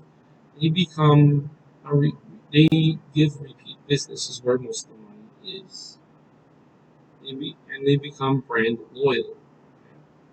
Now, the model suggests that the new product marketers should think about how consumers move through the stages. Okay? For example, during the recent recession, Hyundai developed a unique way to get customers past evaluation and make a positive purchase decision without a decision about a new vehicle. Hyundai discovered many potential customers were interested in buying new cars, but couldn't get past the evaluation stage and buying one. So consumers worried that buying a new car that lose their jobs and all these other factors. To help buyers over this hurdle, car maker offered a Hyundai Assurance Program, which promised to let buyers finance or lease a Hyundai vehicle to return their vehicles at no cost with no harm to their credit rating if they lost their jobs within a year. So it's basically what they do. It's like a no risk type of promotion. The idea is that you're building confidence with the consumer and also brand value because they can see that a person is because confidence sells. One of the main buzz sayings in sales is confidence sells. Now we also have individual differences in innovativeness. People differ greatly in their readiness to try new products. Okay? In each product area, there are consumption pioneers and early adopters. Other individuals adopt new products much later. People can get classified into adopter categories shown in that figure. Um, Now the five adopter groups have differing values. Innovators are venturesome. They try new ideas at some risk. Early adopters are guided by respected opinion leaders and the communities adapt to ideas early but carefully. And the early majority is deliberate, which means although they rarely are leaders, they adopt new ideas before the average person. And then finally, we have the late majority, which is skeptical. They adopt an innovation only after the majority of people have tried it. So, because this is the new product, from the consumer's point of view, this isn't innovation, this is something new. Now, the adopter classification suggests that innovative firms should research the characteristics of innovators and early adapters and product categories in direct marketing efforts toward them. So that's basically your market research that you need to do. Now, as it relates to influence of product characteristics on rate of adoption, the characteristics of new product affect its rate of adoption, of course. Some products catch on almost overnight. For example, both the iPod and the iPhone, uh, as they say, flew off retailers' shelves at an astounding rate from day one, from when they were first introduced. Others take longer time to gain acceptance. For example, the first HD TVs were introduced in the United States in the 1990s, but the percentage of U.S. households owning a high-definition set only stood at 28% by 2007, but 62% in 2010. And considering that this book was published in 2012, that is significant. Now, five characteristics are especially important in influencing innovation's rate of adoption. Okay, now let's talk about that. We use HGTV as an example, as in relation to rate of adoption. Now, first thing is relative advantage. I talked about competitive advantage. That's something that in uh, marketing strategy as relates to the marketing mix and the return on investment, or otherwise, later in the book, they talk about marketing return on investment, or marketing return on investment. Yeah. So you have to have some sort of advantage in a way that differentiates the product to show maximum value. So this is the degree in which the innovation appears superior to existing products. The important thing is appears superior. That's in perception. Second thing, and by the way, before I talk about the second one, I want to show you the graph. Now, this is the adopter's categorization on the basis of relative time and adoption of innovations. Of course, the faster it's adopted, the better. What we have here on the graph is we have going y-axis going up horizontally, vertically, is the share of all adopters, and horizontally going sideways, which is x-axis, has adopters and innovators at one stage, early adopters on the next stage, early majority on the third stage, fourth stage is late majority, and then last stage is laggards. Now, you notice that when you see two trends, you see that high, this refers to the overall meaning is the time adoption of innovation. Meaning, in the beginning, if you progress past the x-axis faster, you progress faster. If you look more at the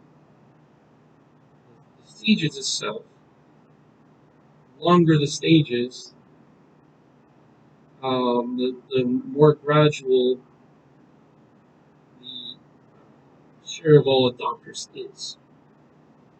So to put it in simple terms, the more time you take to adopt something, the less adoption you have. The less time you take to adopt things to a certain extent, past a certain amount, past a certain range, the more adopters you get. It's just like this. It's just like the same thing as saying efficiency or finding what's popular. Okay? It goes viral if you want to use social network.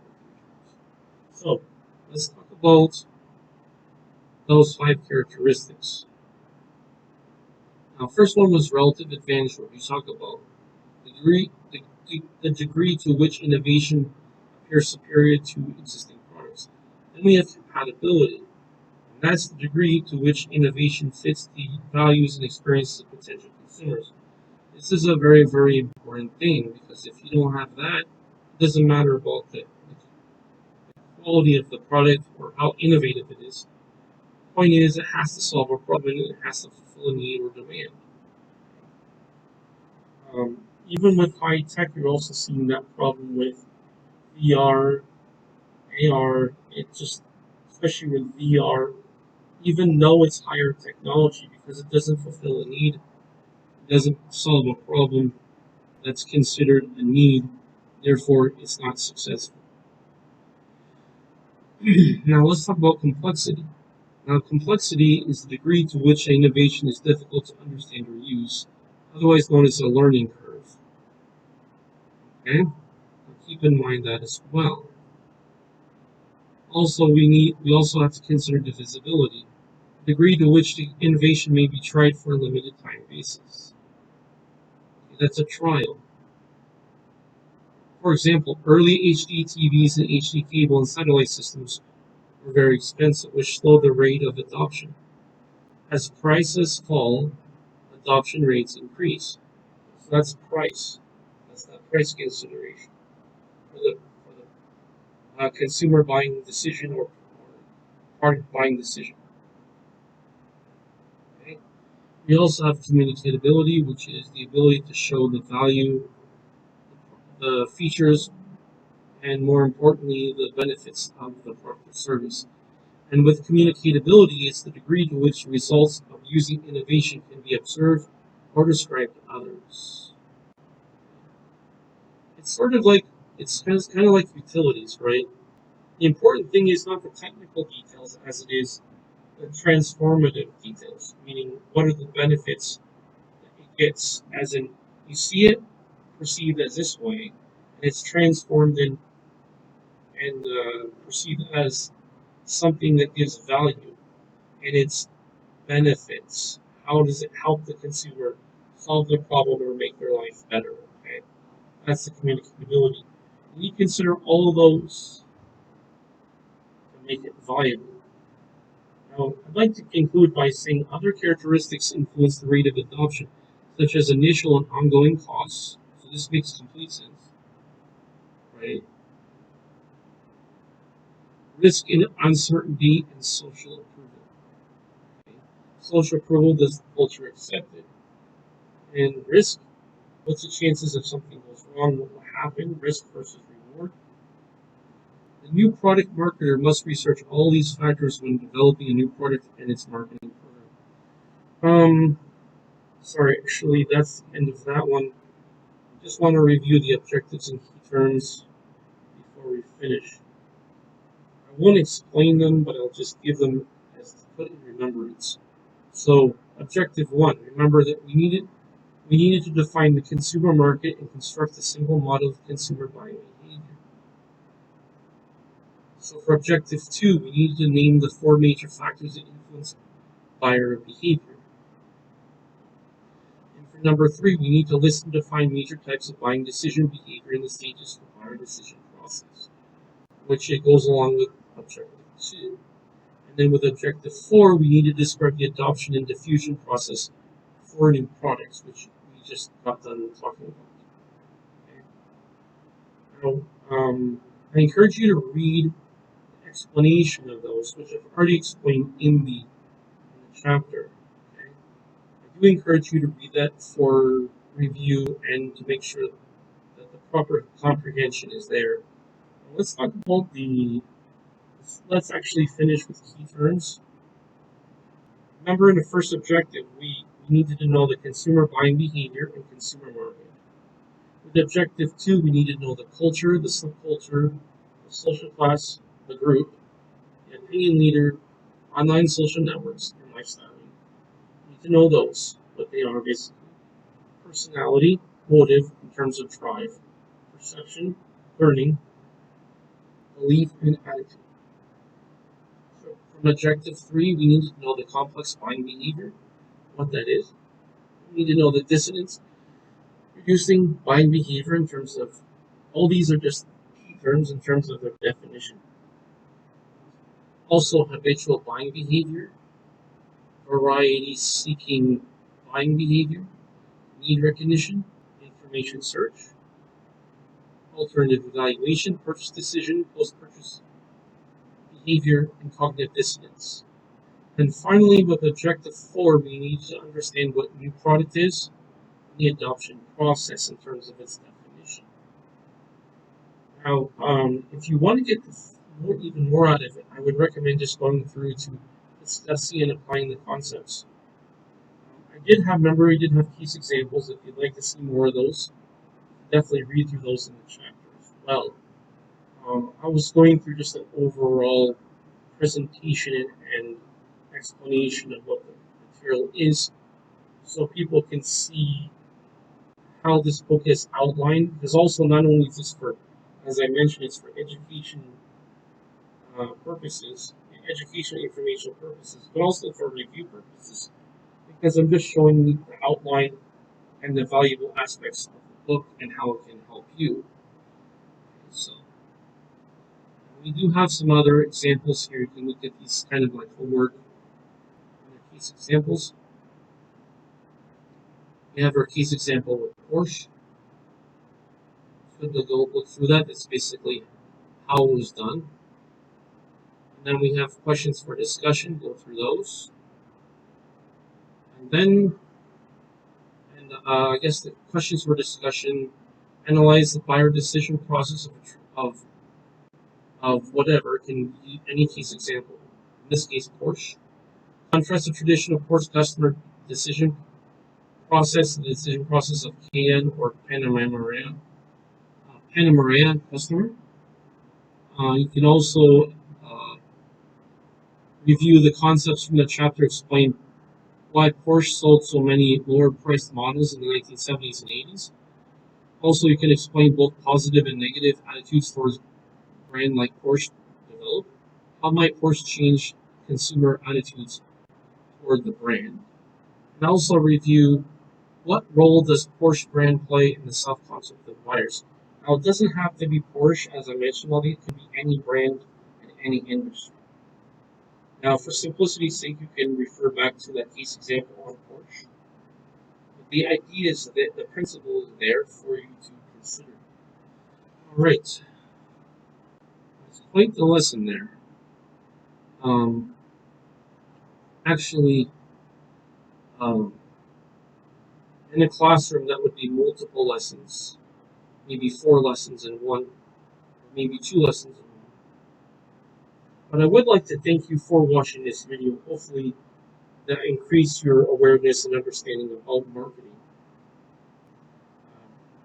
I would like you to like the video here, so that way it'll be pushed to the algorithm, and that way more people will be able to enjoy and get the benefits from this video. If you haven't already, please click subscribe. That way you'll have access to all my videos on this channel.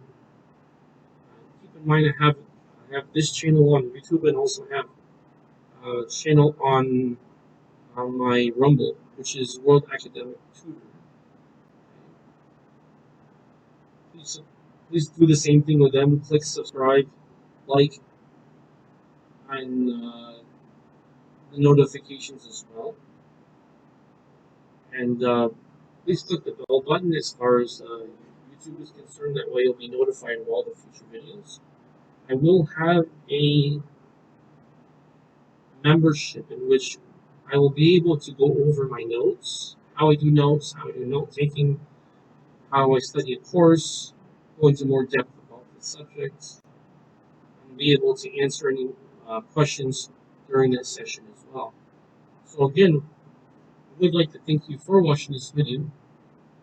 I wish that you have a great day. Take care, and